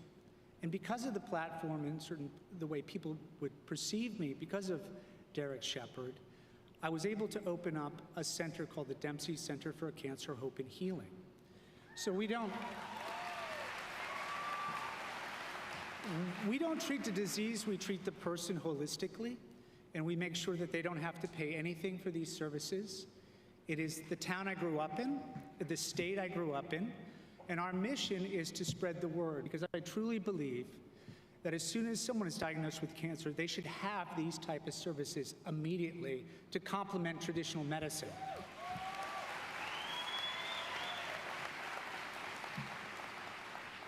And I got some great advice before I left Maine. Never forget where you come from, and I think that's an important thing. And I will say the same here for Disney. I have had such success with this company. It's been remarkable. And to be able to do this work, number one, to be a working actor, we're fortunate. And to have people see your work is even more fortunate. And to be able to use that for something that's very positive, especially in the world we live in right now. You see and you can feel from these images what happens when we come together as a community. How we work together, how we respect each other, how we love each other, and how we understand different positions. And through cinema, through TV, we can do that. We can help and we can teach. And the other thing is Enchanted. Everyone's looking for their special someone. I have that. I have my queen, Jillian, and my 3 children who are the future. And I think this is something we all have. And when we have our children, when we have a family, that the time that you invest in that is so important. And to see them growing and thriving is the greatest reward. And the beautiful thing about the essence of Disney is that family and of those values. So with this, I accept it with humility and gratefulness, and I hope I'm back here in 30 more years. Thank you, and have a great day, and thank you for your time. Oh, that was great. Oh, it makes me excited for Disenchanted. That's awesome.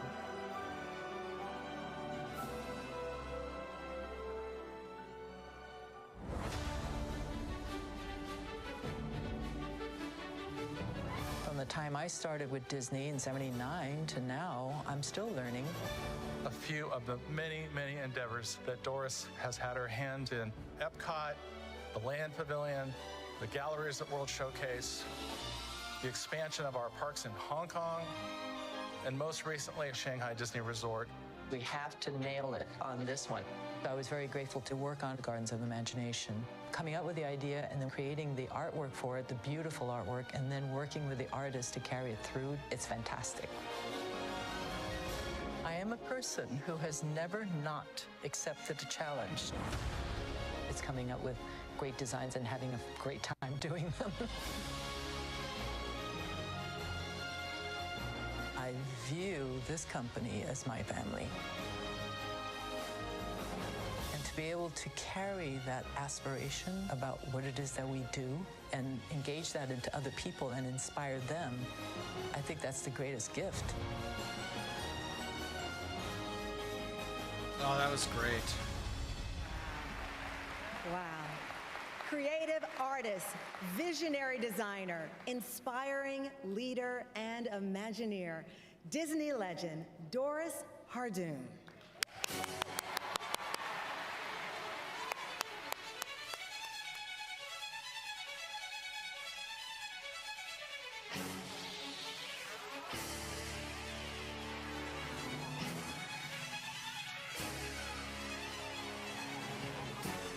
This is crazy. You guys out there. Thank you, Bob. Thank you, Tamron. You know, I'm really grateful to Disney, but especially to all of you fans out there from around the world and I hope you've enjoyed everything that I've created for you, that I've had the privilege to create for you for all these years. And actually, speaking about all these years, and I'm not making this up, but 43 years ago, actually the same week in September, I met and had an interview with Marty Sklar, John Hench, and Rolly Crump. And I swear, I didn't know who they were. I really didn't. I was actually looking for some just freelance work, but they apparently saw something and they hired me on the spot, and well, that's when I became an Imagineer. It was pretty cool. I guess my karma was to be part of this amazing industry, which is like, I would have never guessed in a million years, growing up in Hong Kong, that I would be part of the Disney family, and let alone be standing here receiving this amazing Disney award. So I guess I would have thought, well, maybe I'm crazy, but I'm supposed to be here, or I've done some things right in my career. I did have an amazing career, I must say, designing fantastical projects from all over the world. And I thought to myself, how on earth are the executives ever going to top all this, right? Because I've had some wonderful experiences. Well, they said to us, and they asked the Imagineers to design and create this humongous Shanghai Disney Resort. It was the first time everything project. I'm not kidding, it was wild. And I was one of the lucky ones to be asked to work on that. So I couldn't believe it. Bob Iger, the CEO then, said something to us. Yes. Yeah. So he definitely said something to us that was brilliant. He said, okay, you know Imagineers are kind of crazy for acronyms, so I'm going to test you guys. ADDC. Do anybody know what that stands for? Uh-huh. Authentically Disney, distinctly Chinese. Yes, and here I thought he was talking about me because I'm authentically Disney and definitely I'm distinctly Chinese. But you know, he wasn't. Too bad, but honestly, this authentically Disney, distinctly Chinese, when you think about it, it sort of laid down a direction for us, a bearing for all of us Imagineers to do what only Imagineers do. And do you guys know what that is? Come on. That's good. No, we do what it is. What it is that we do is we do the impossible, right? We do. We have vision, we take risks, and we make a difference with blood, sweat, tears, and especially with love. We make dreams into reality, and guess who it's all for? For all of you fans out there, it's all for you. And we do this over and over again, and we'll continue to do it over and over again. I honestly didn't think any of that could be topped. I really didn't. But you know what? This moment did, standing here in front of all of you guys and getting this amazing Legends Award.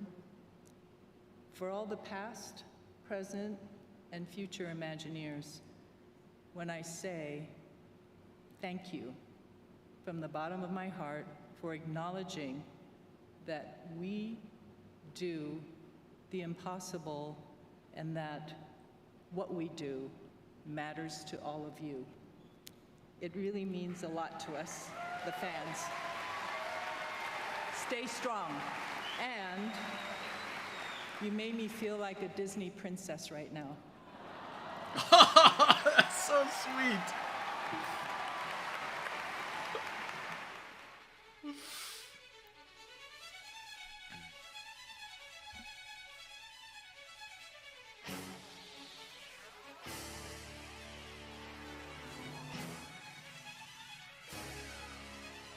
Okay, I'll be right back, but I'm going to leave the stream going. The nominees for Outstanding Lead Actor in a Comedy Series are Anthony...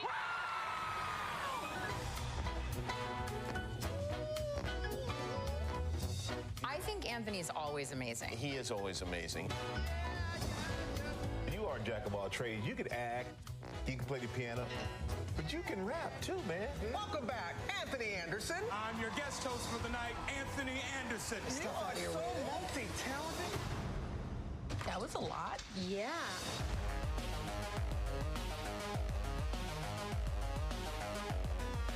You know, we always talk about never being afraid to fall. And I've always said if we're afraid to fall, we'll never take that leap. And I will take this leap with you anywhere, any place, anytime. I love you. I love you too.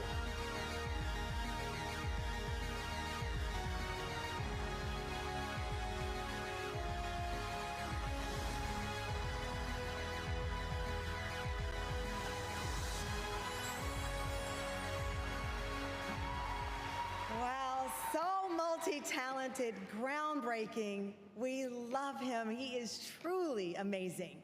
Disney legend, Anthony Anderson.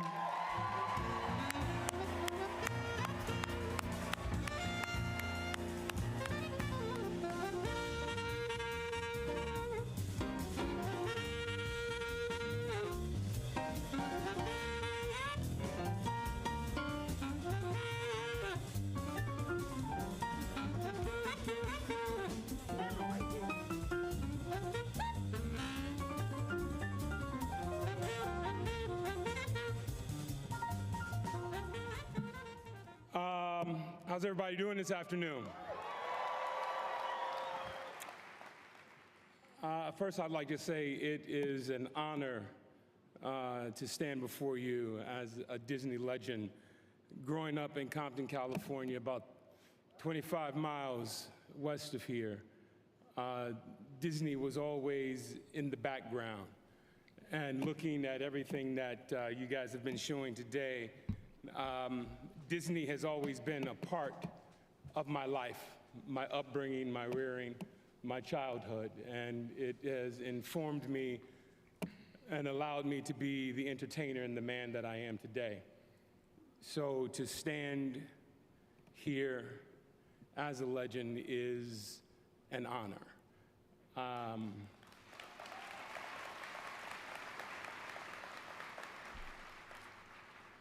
You know, Disney has taught all of us to dream and to dream big. And, you know, it has been said that if your dreams don't frighten you, you're not dreaming big enough. So Disney has inspired me, and I hope it continues to inspire us all to dream larger than life. You know, I have my family here today. I have my brother, my sister-in-law, my nieces, my nephews, my fraternity brothers, my friends and their sons.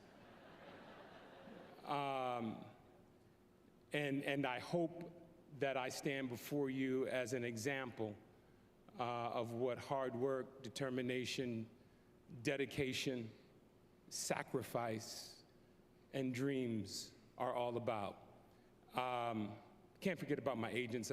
They're here as well. One has a broken neck. I don't even know why he's here right now. But that's the power of imagination and dreaming. Disney brings everybody out. So I'd like to end this just by saying thank you, and I love you all. Also, I am staying on to the... I am looking at the chat, by the way.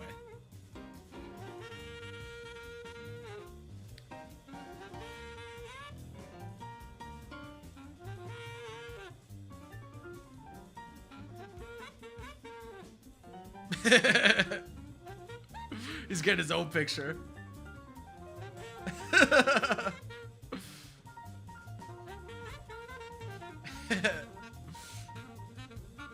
Oh, that was gold.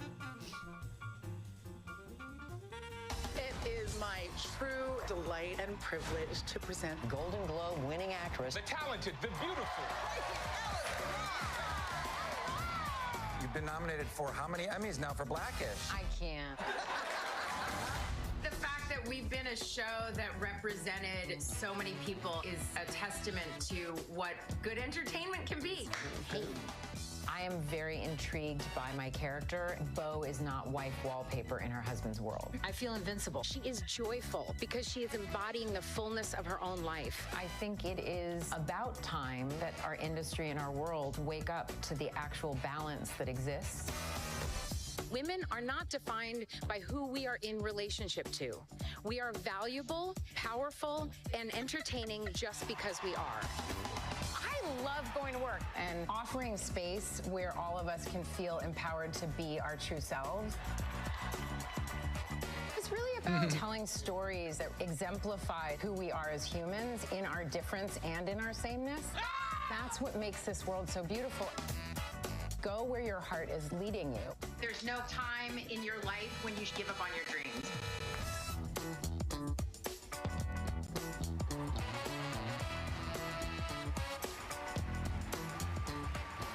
Multi-award-winning queen of empowerment. She's simply magnificent. Disney legend, Tracee Ellis Ross.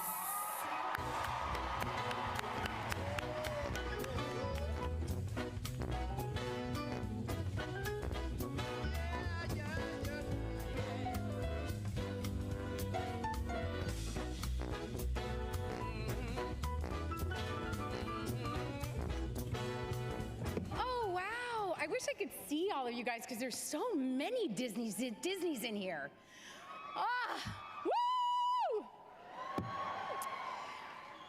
It is such what an honor, a legend, huh? To receive a prestigious Disney Legends Award, to enter a Hall of Fame. Thank you, Bob and Tamron, thank you so much. And everyone at Disney for giving the Ish franchise a platform, for giving me a place to call home for 8 years, and for our ongoing partnership. It is so profoundly extraordinary to be a part of the magic and the wonder that is Disney. So Blackish doesn't exist without Kenya and all the extraordinary writers and crew and the creatives that are unmatched in their level of excellence. For 8 years, I mean, that doesn't hold a candle to Grey's Anatomy, but 24 episodes a season.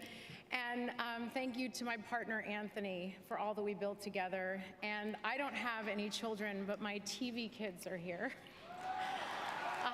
Marseille and Miles are here. It's wonderful to be named a legend for my work as Bo Johnson and for my contribution to a show that truly changed the landscape of modern primetime television. To spend 8 years on a show that not only entertained, but that generated so much cultural value was an honor. For me, a legend is someone whose work makes more space for others to be more free, more safe, and hopefully for the world to be more just. The world's view of Black women is not elastic in its ability to see us expansively and to see our joy. So it does feel legendary to have intentionally inhabited the selfhood of Bo Johnson, not just her motherhood or her jobhood or her wifehood, but the fullness of a woman thriving with all of those parts. And it feels also really legendary to have built and advocated for and breathed life into a joyful Black woman for 8 years on a great show.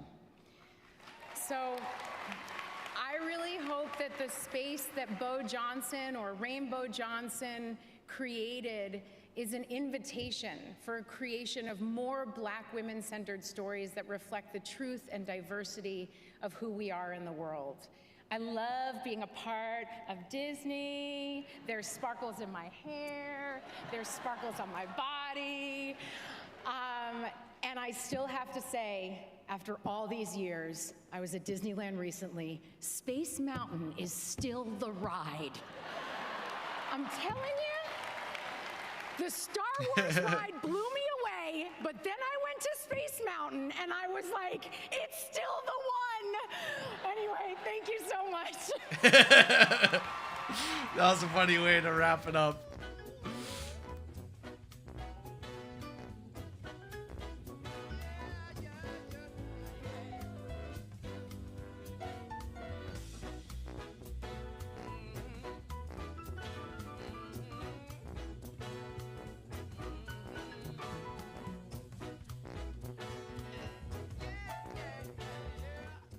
Welcome to a little bit of Florida here in California.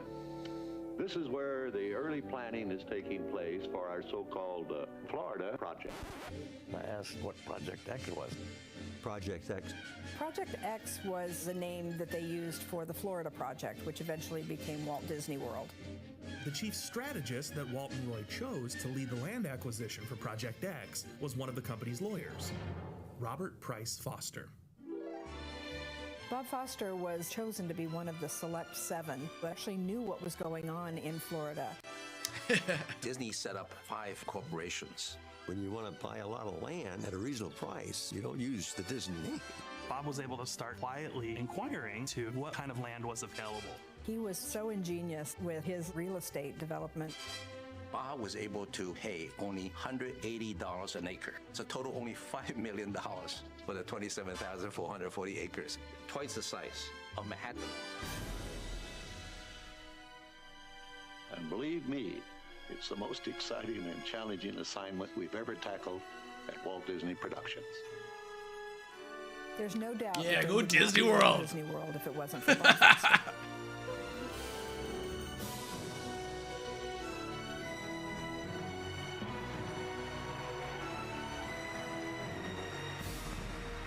Forever a part of our Disney heritage, accepting the honor for Disney legend Robert Price Bob Foster, his daughter, Debbie Swinson.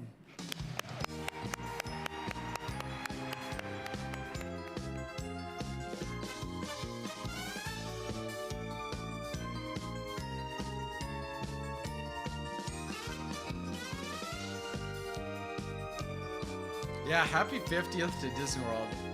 Gosh, I love that.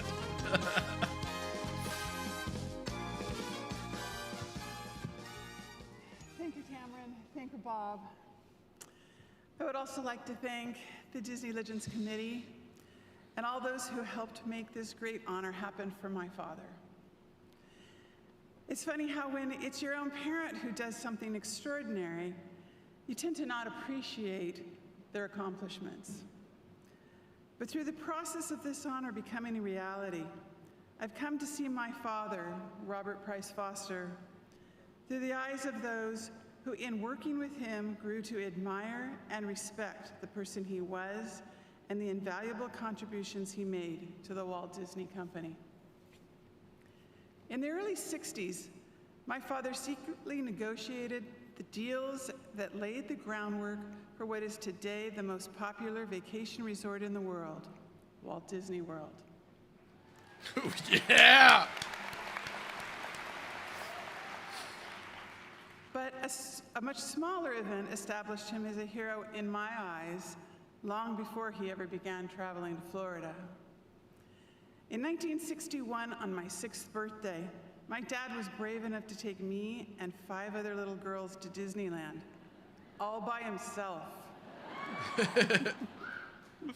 We were awestruck by how, with the flash of his card, we could skip to the front of the line of our favorite attractions. Of course, there wasn't much of a line for the Dumbo ride in those days. Dad had even arranged for all of us to sit in the front row of the Golden Horseshoe Review, and for his birthday girl to be called up on stage. But when they mistakenly brought up the wrong little blonde girl instead of me, there were tears. Nevertheless, the day was purely magical, and he gave me a birthday I would never forget. A few years later, he began crisscrossing the country. And unbeknownst to us, under the watchful eye of Walt Disney, he was quietly scouting for and purchasing over 27,000 acres of land that would become Walt Disney World. Using an alias and diverting attention from himself and his employer, he single-handedly negotiated with over 100 landowners across the United States. He's been compared to a secret agent for covertly negotiating one of the largest purchases ever made by a single corporation, and for implementing the improvement district that would allow Walt Disney World to become a reality.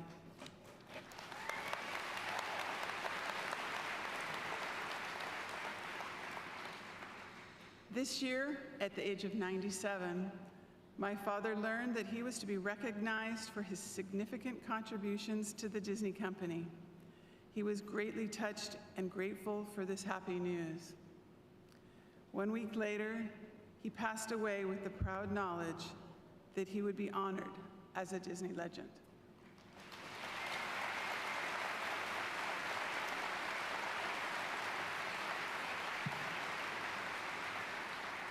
On behalf of my father, Robert Foster, and his family, some of who are here in the audience today, I'm so pleased to accept this award.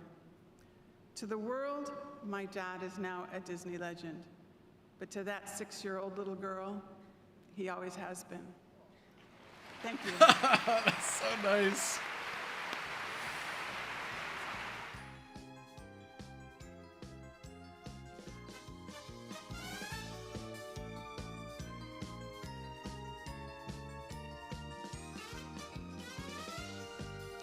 That was so sweet. Gosh.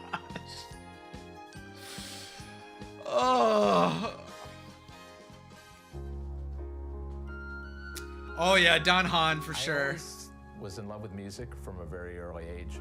It would be my I guess. asked my parents to get us a piano when I was 8. It's not. And maybe. I sat down I and don't play know. it right away. We knew there was something special with this song.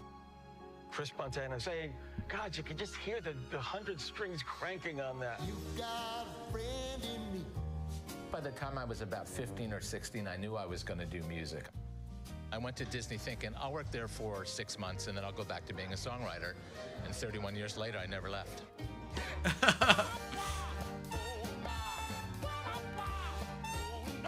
The storytelling nature of a musical is different than a regular animated film. I'm trying to keep the quality level consistent. That's when I really started falling in love with the theater business.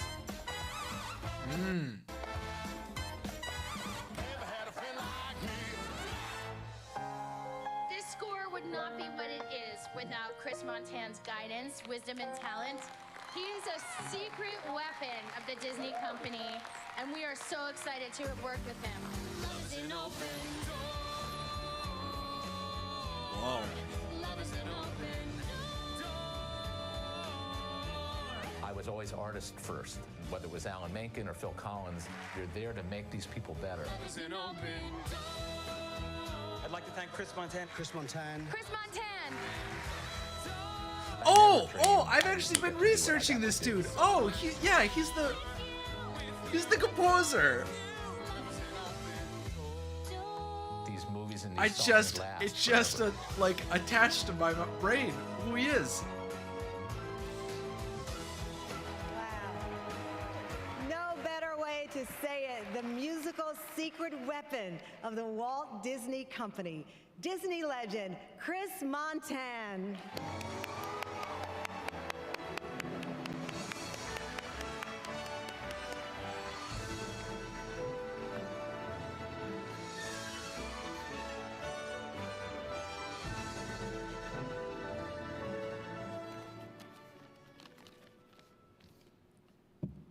Thanks, Bob and Cameron, and thanks to the Disney Legend Committee, particularly Tom Schumacher and Alan Bergman. The great thing about working at Disney was that music really mattered. To give you an example, show of hands, what are your most favorite Paramount songs? Nobody? Okay, how about your favorite 5 Disney songs? Well, there's a reason Brutal. It really started with Walt. Walt was really the first filmmaker who used songs as an integral part of his storytelling process, maybe the first, and it wound up with all those great classics like Snow White, Pinocchio, and Dumbo.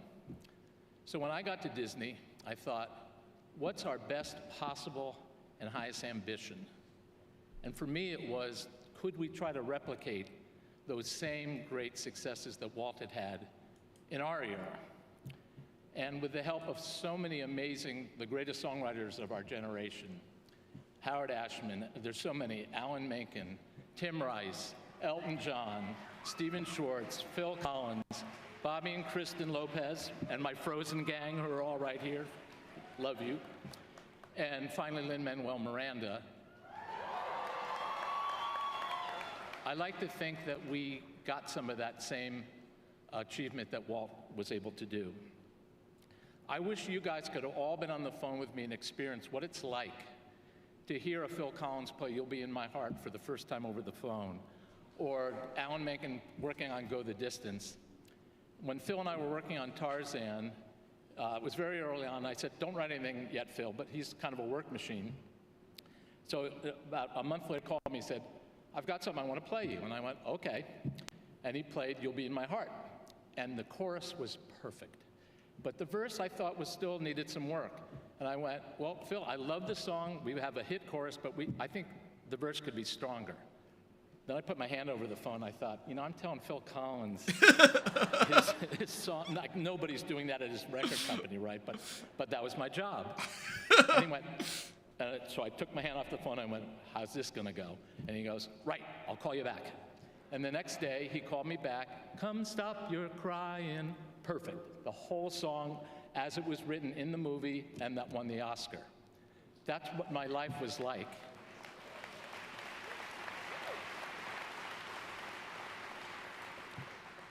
I'd like to thank my family for being here. They flew in from all parts of the country. And I would especially like to thank you, the Disney fans, because you're the ones who we did this for. You know, I woke up in the morning and I tried to imagine, I wanted to make a song that your uncle would like as much as your niece and your grandmother. We tried very hard to be universal with our melodies, and it was such a great experience, and I thank you, and I hope that you all keep singing along. Thank you. Woo! Great guy, great guy. Okay, I'm looking up what he did. Okay. Chris Montan, Tarzan. Right.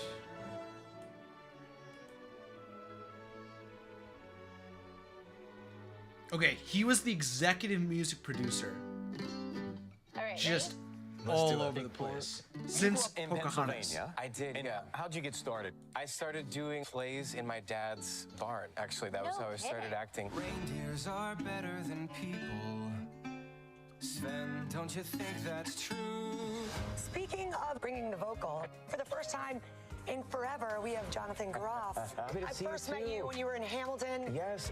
I remember being a kid and acting out Disney cartoons. Wow.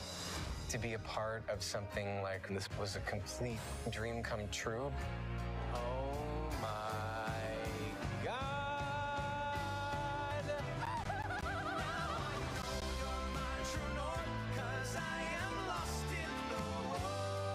It's really creative and joyful. It makes you feel like you're a kid again. Now it goes out to the world. Now it's theirs to enjoy. It's exciting to open up the doors and let everybody come in. Well, that went well. Sven, don't patronize me.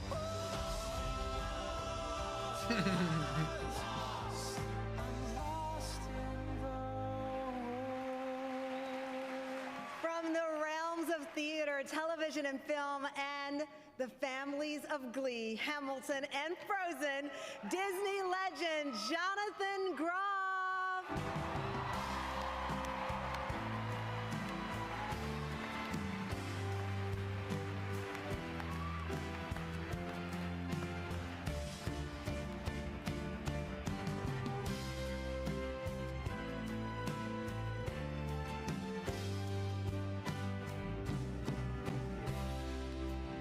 Hi, everybody. How you feeling? I'm good. Thank you for asking. I'm a Disney legend, right? What could be better? I'm so excited. As a young gay boy, growing up in the late 80s, early 90s in Lancaster, Pennsylvania, we have some Amish back there. Disney VHS tapes were my primary source of escape and self-expression. I, as I'm sure many people in this room did, memorized scenes, songs, line readings, choreography. I dressed up as Peter Pan as Alice in Wonderland, as Cinderella. And one Halloween when I was 3 years old, I dressed up as Mary Poppins, complete with lipstick and a carpet bag. I actually have a home video of my Mennonite grandparents that Halloween calling me Mary without any sense of irony. Disney was my complete life as a kid, and getting to voice the role of Kristoff in Frozen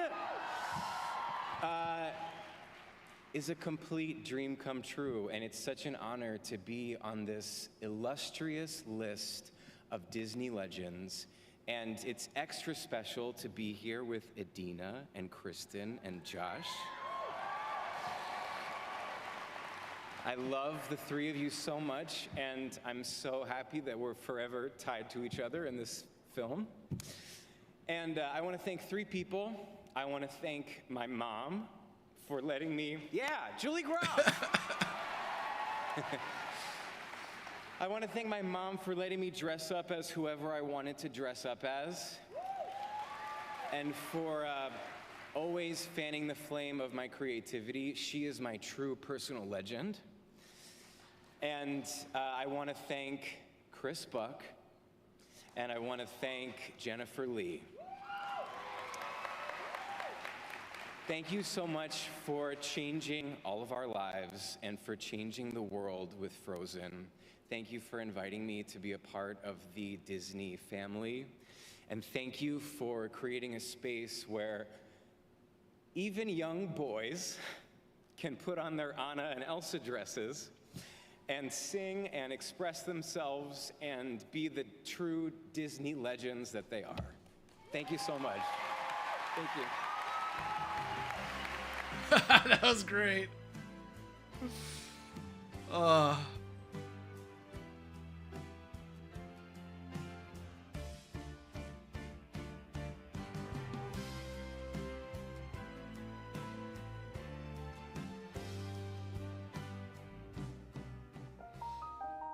Some of the best projects are the ones that have this sort of creative pixie dust on it. What Chris and Bella's done is pretty incredible. Do you want to build a snowman? She allows us to see strong, funny, beautiful characters. Places everybody. It's time to start the show. She's from the other studio. It gets a little lonely. It really does mean the world to me that you all came here tonight to cheer me on. Priscilla. Yes. Flash? You can't control the things that happen to you, but you can control the way you react to them. For years I've roamed these empty halls. Why have a ballroom with no balls? It's about finding inner strength,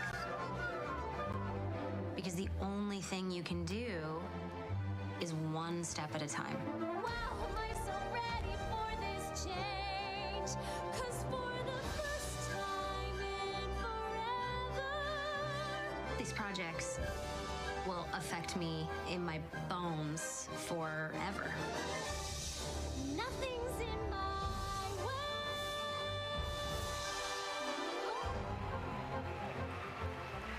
The optimistic, bright-spirited, award-winning, multi-talented, and did we mention funny? Disney legend, Kristen Bell!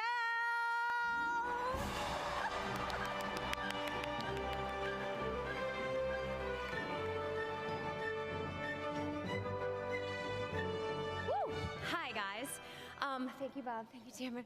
I would also like to say thank you to everyone at Disney for this award, and I would also like to say I'm sorry to every parent who has had to listen to Frozen on a loop. I feel you. I see you. I am you. I get it. Growing up, similarly to Jonathan, Disney meant everything to me. For my 7th birthday, I dressed up as Bob Iger, and it was a huge hit. And I don't know if I said it in the video, but I think that all of the most special projects have some sort of pixie dust on them that you can just feel. And I would absolutely not be standing here without my pixie dust wielding collaborators, Jen and Peter and Chris and Bobby and Kristen and Josh and Adina and Jonathan. My hearts, my loves, we're all so grateful when we get to see each other.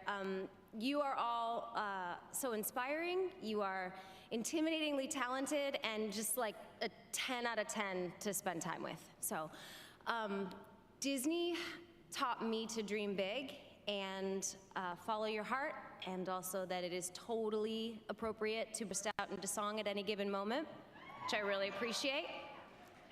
Playing Princess Anna has been the highlight of my life, I think.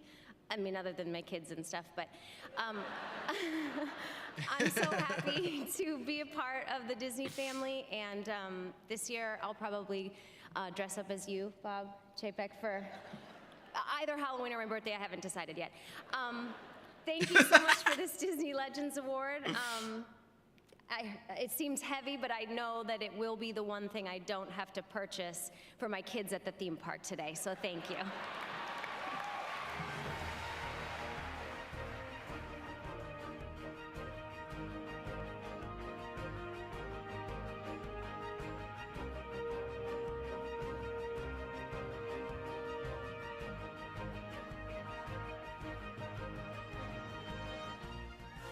Hi, everyone. I'm Olaf, and I like warm hugs. And Ladies and gentlemen, please welcome Josh Gad! is a Renaissance man and a snowman. Me? This will all make sense when I am older. I grew up watching Aladdin and watching Robin Williams belt out, "You ain't never had a friend like me," thinking to myself, I want to do that one day. This is fine. LeFou, my dearest companion. There is nothing you can't do. There's such a joy in seeing the reactions of kids. He brings a lot of heart. Some people are worth melting for. Just maybe not right this second. It's a dream come true. And I can't wait to see what my buddies all thought. Imagine how much cooler I'll be. That's going to be great. And when Let It Go comes, just be very soft so that my feelings don't get hurt. How much cooler I'll be.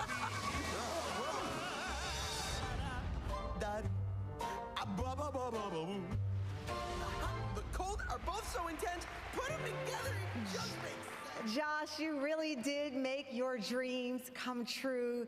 You are a Disney legend, and you keep melting our hearts. Everyone, Josh Gad!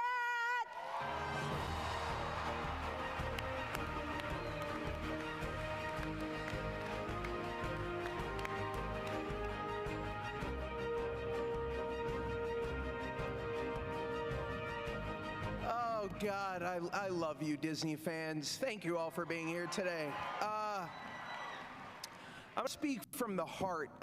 It's such a huge honor and privilege, and by heart I mean teleprompter, to be here today to receive this incredible recognition. There's nothing like having a reason to put on a suit when it's 158 degrees outside. I love you, Ava. That was my daughter. Behind closed doors, I have always referred to myself as the Angela Lansbury of my generation. And I thank you for finally making it official. To peak at 41 is the culmination of everything that I've worked so hard to achieve. Early retirement, knowing that as a legend, I have nothing left in this life to accomplish. Like Sir Ben Kingsley and Dame Judi Dench before me, I was heretofore asked to be formally recognized by my peers and my fans as Disney legend Josh Gad. Thank you. Oh my God. This corporate knighthood will be worn as a way to not only further my own status, but hopefully get me priority lane access on all Disney theme park rides.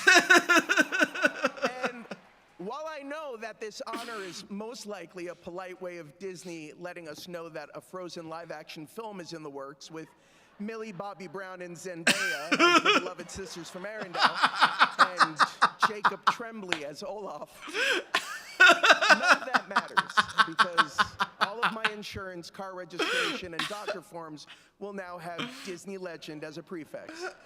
On a final note, the reason I am here is, like I said, because once upon a time, I saw a movie called Aladdin, and there was this little character named the Genie that inspired me to one day dare to dream of creating a character as memorable, funny, and beloved. I failed, but to now, 30 years later, share this incredible honor with my idol and late friend Robin Williams is a gift my 10-year-old self could never have imagined. Thank you, Disney, Bob, and all involved in this selection for honoring me alongside these incredible legends here, and in particular, my Frozen family, Adina, Kristen, Jonathan, the incredible Frozen creative team, Jen, I love you more than words. I can't see you, but I love you. Chris, Bobby, Kristen, and my friend up there, the great Chadwick Boseman. Thank you to my mom, my stepdad Stan, my beautiful daughters Ava and Isabella, my wife Ida, my entire family for giving me the space to dream. And finally, to the person who rejected me at Disney casting headquarters in Orlando, Florida when I was 18 years old and applying to be a Jungle Cruise skipper, true story, please make sure to update my resume to Disney legend Josh Gad.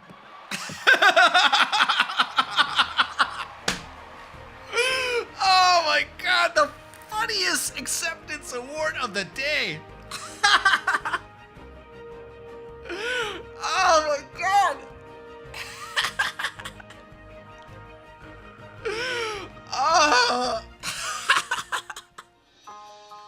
It's such a gift to go in the studio and record and then for it to have this ripple effect. It's the song that everyone's singing. We just can't let it go. The highest grossing animated movie of all time. Music is truly the universal language for all of us. Ladies and gentlemen, Tony Award-winning actress Adina Menzel.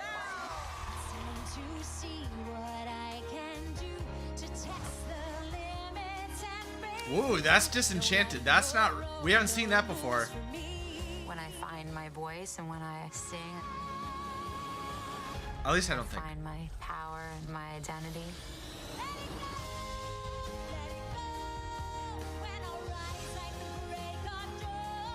It's a constant reminder of how important it is for all of us to remember that we have this incredible power and we can do great things.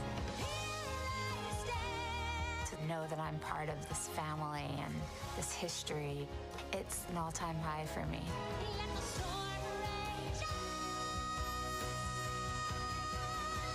the cold never bothered me anyway.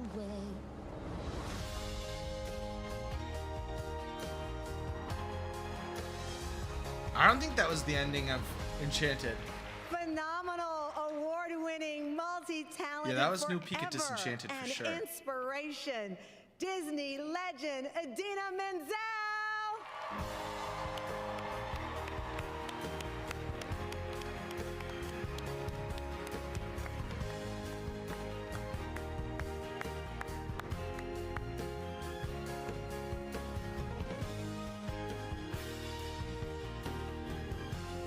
Hi, everybody!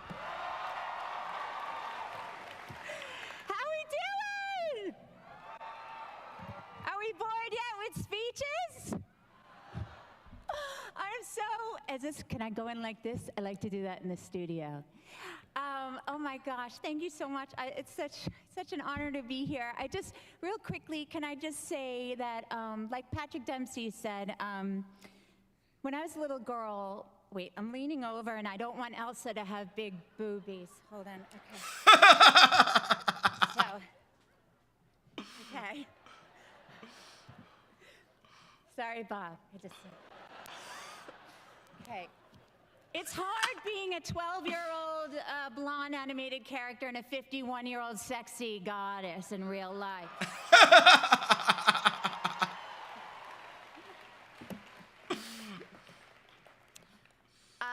Yeah, so when I was little, Grandpa Nat, he took me to those Sunday weekly Disney double features out in Jersey. And we saw everything. We saw Fantasia, we saw the OG Cinderella and Snow White, we saw Lady and the Tramp, my favorite movie. We saw Pinocchio, and we would leave there and we were mesmerized, we were invigorated. I would run home singing and acting out all the scenes with him, and I'd hide behind the sofa, and he'd say, "Ladies and germs, introducing the one and only Miss Adina Kim-Menzel," and I'd pop up with my little hairbrush microphone, and I'd sing "When You Wish Upon a Star." And it was Disney and Grandpa Nat who really sparked my love for music and storytelling and my dream of performing and being on the stage and screen. So to be here in front of all of you as a Disney princess turned queen, I can't believe it. I mean, Elsa is the embodiment of empowerment and this young woman who gives us permission to embrace everything that makes us extraordinary in the world and our uniqueness, and we should share it, and we should rise above our fear, and we should never conceal ourselves. We should always share our talents with the world. So I just want to say, though, that this is a dream come true for me, but dreams don't happen in isolation, and they happen with incredible minds and talent like Jennifer Lee and Chris Buck and Peter Del Vecchio and Chris Montan and Tom McDougall and all of my Frozen friends who are backstage now. Chris and Jonathan and Josh, who I love so much, and my husband who's here, Aaron, and my sister who's here, Kara, and my little boy Walker who's in middle school, 7th grade for the first time, figuring out how to do a combination lock. And how to check email for the first time. And lastly, all of you fans, I mean, we may be Disney legends, but you Let It Go fans are truly legendary. Thank you from the bottom of my heart. A quick shout out to my Enchanted family, who I'm doubly excited about being here with this weekend. And so last but not least, in the words of Jiminy Cricket, when you wish upon a star, makes no difference who you are. Everything your heart desires will come to you. Thanks, everybody. Woo! That was good. I enjoyed that one.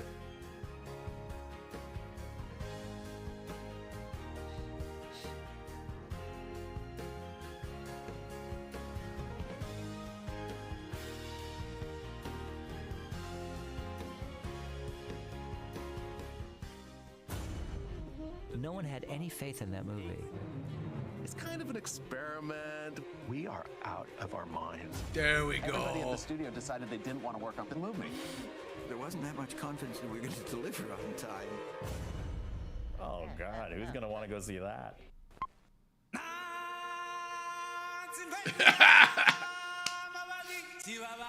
We go to movies not to see a technique.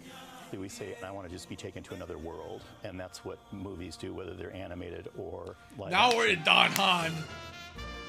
You start with ideas, funny ideas, interesting ideas, emotional ideas. That journey of an idea to something that happens out on screens everywhere around the world is truly extraordinary. Ah, the simple pleasures of a delicious corn dog.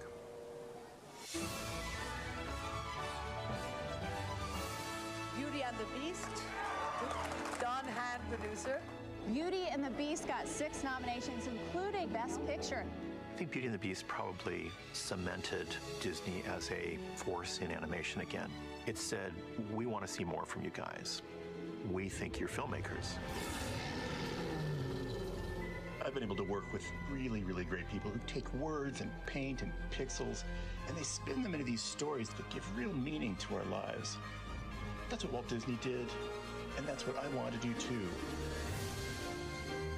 Yeah!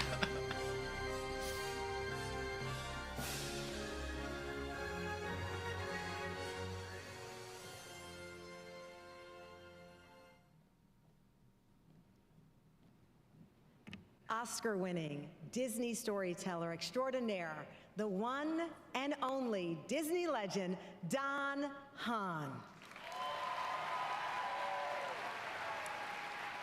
Don regrets that he is unable to join us today, but he sends his full-hearted gratitude for this recognition, and we are proud to accept this honor on his behalf. What a man. Shaped the Renaissance. Baba, Yes, my son.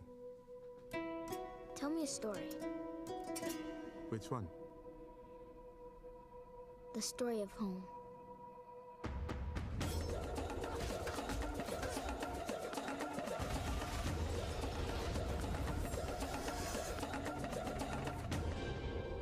Vengeance has consumed you. I'm done letting it consume me.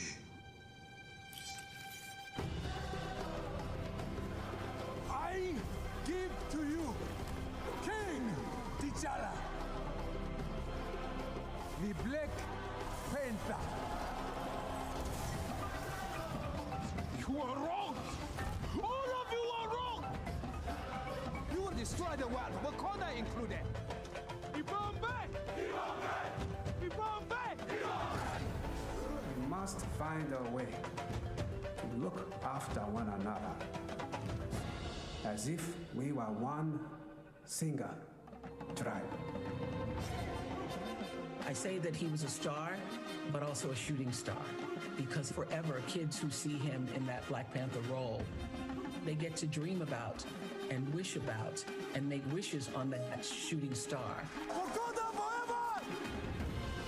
I don't know what your future is, but if you're willing to take the harder way, the one that has ultimately proven to have more meaning, more victory, more glory, then you will not regret it.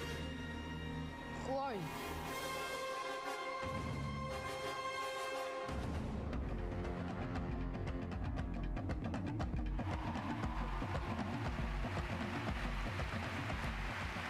It is my great privilege to introduce this powerful moment, accepting the honor for Disney legend Chadwick Boseman, his brother, Derek Boseman.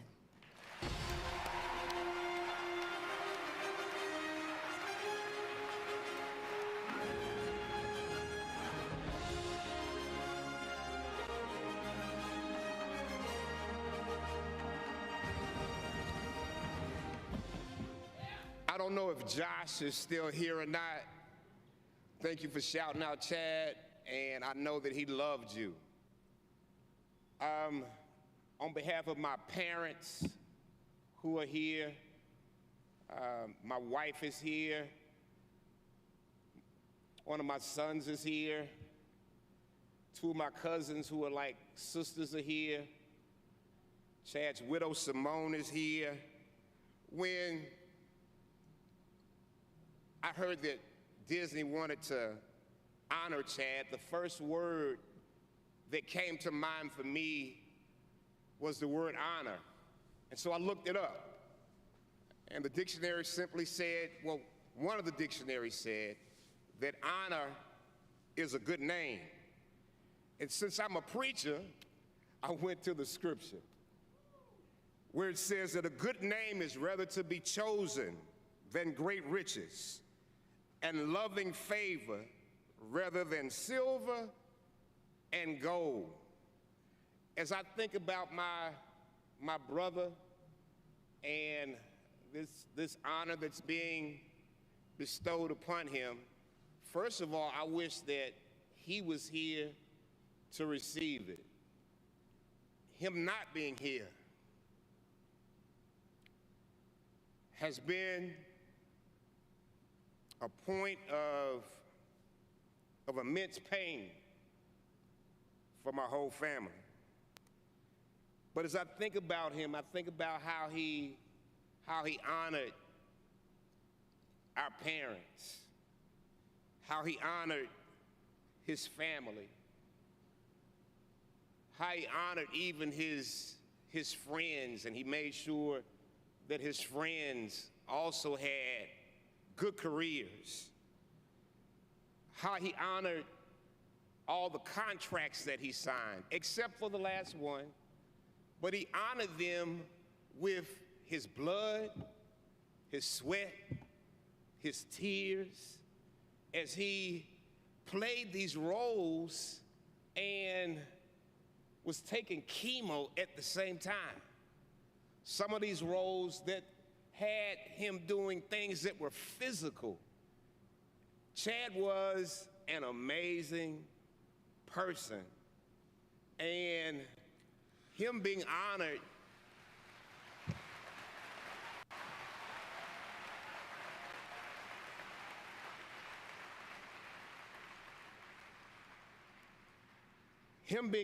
today is no surprise to me, because he spent his life from childhood until today always being recognized and receiving honors. He also honored his widow. He was so strong that even in his last days, 6 days before he died, he honored the promise that he made to her, and he married her. I close with this.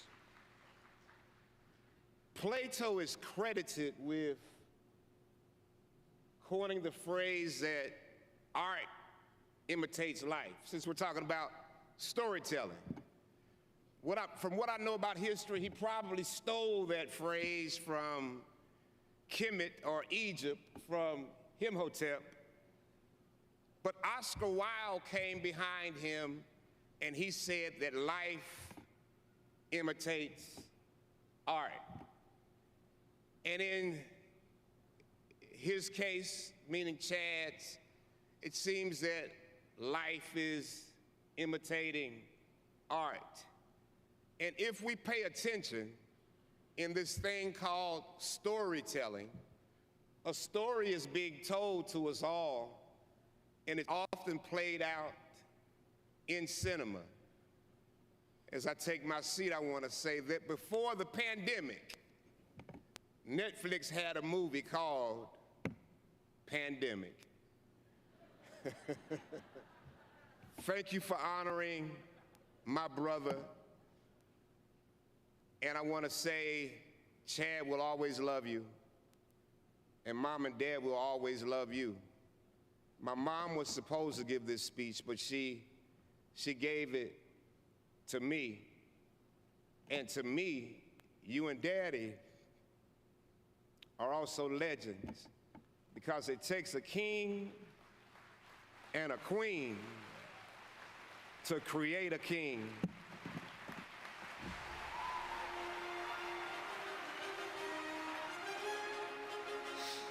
That was solid.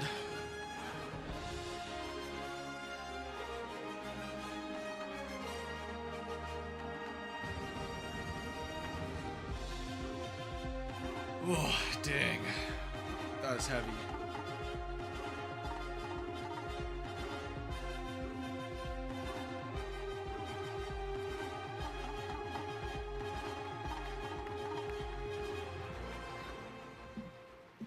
Wow. Congratulations to our newest Disney legends. Yes, please.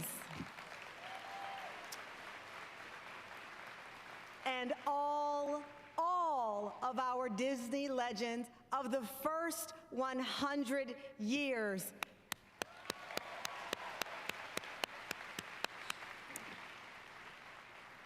You heard in each of their speeches how Disney touched their lives as children And now here they are, living legends amongst us. So thank you. And now we have a very special Disney surprise just for you.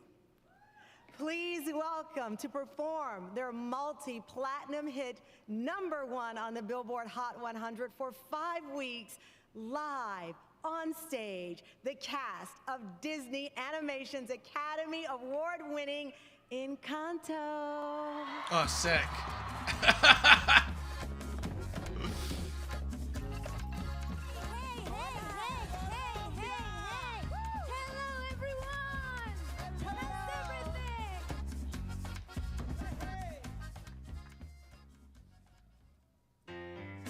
We don't talk about Bruno, no, no, no. We don't talk about Bruno. But it was my wedding day. We were getting ready and there wasn't a cloud in the sky. Bruno walks in with a mischievous grin. You're telling the story, or am I? I'm sorry, maybe that go whoa. Bruno says it looks like rain. What did he tell her? In doing so, he fucks my brain. I will like the umbrella. Buried in a hurricane. What a child you smell, boy. Hey, we don't talk about Bruno, no, no, no. We don't talk about Bruno. Hey, through the living fear, Bruno stuttering or stumbling. I could always hear him sort of muttering and mumbling. I associate him with the sound of falling sand. It's a heavy lift, but they grip so humbling. Always left Abuela and the family fumbling, grappling with prophecies they couldn't understand. Do you understand? 7-foot frame, rats along his back when he calls your name.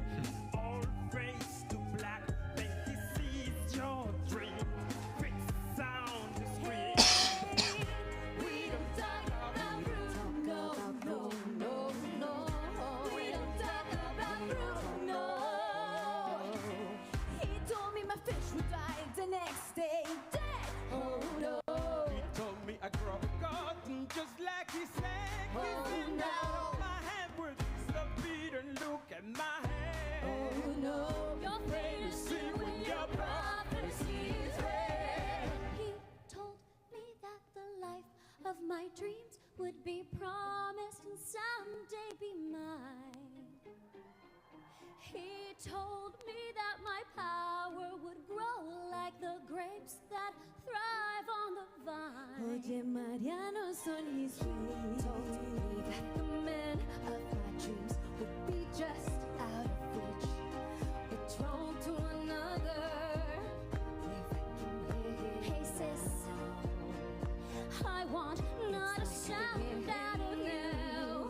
I can hear him now. Yeah, but that Bruno. I really want to know about Bruno. Give me the truth and the whole truth, Bruno. Isabella, your boyfriend's here. Time for dinner.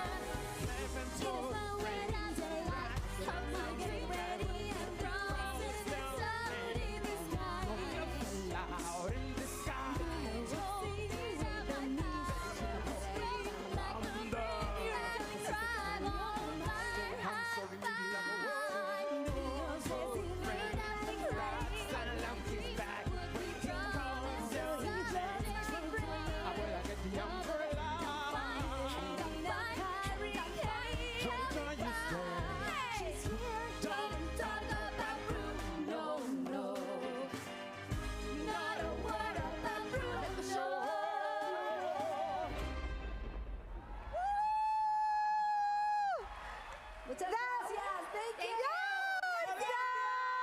That was fun. That was amazing. Pure magic. Thank you all. Let's hear it again for the cast of Encanto. Thank you so much for a beautiful start to the day. The magic, the love, the inspiration, the vision. That is Disney. This was the best early birthday present I could have ever gotten. Thank you so much. We love you, Disney fans. We love you. With great gratitude, I am wrapping this party up. Here's a looking ahead to more joy and wonder together as as we head into the next 100. Hey everyone, Nice. we are so happy to have you here with us today. Awesome. Whew. It was cool. I was glad I got to sit down and watch the Disney Legends panels. That was fun. I'm happy I got to see that, or the Disney Legends Award. It was cool to see. There was a lot of great speeches. There was a lot of cool moments. I wish it wouldn't have cut away when they were doing the announcements around the 100th anniversary of the Disney Company, but I was happy we got to have this moment live and to see it. And I know that there'll be a lot more news to come, a lot more things to discuss in the coming days. And so hopefully I'll be able to keep my finger on the pulse of all of that and be able to talk about it and share it. It's been awesome. Thank you so much for being here, all of you. If you enjoy these types of live streams, I do them weekly through my Patreon. Joining over there allows you to become a producer, get behind the scenes on the channel, and it's a great way to help me continue to spread magic. Allows me to enable me to do a lot more fun and experimental projects, and take on a lot more cool things and do a lot more cool things. Like, for example, right now I'm working on a merch shop, and so I'm commissioning different designs and doing things like that. So again, the patreon.com is the /Isaac Carlson is where you can go to support me and continue to get more live streams like this one.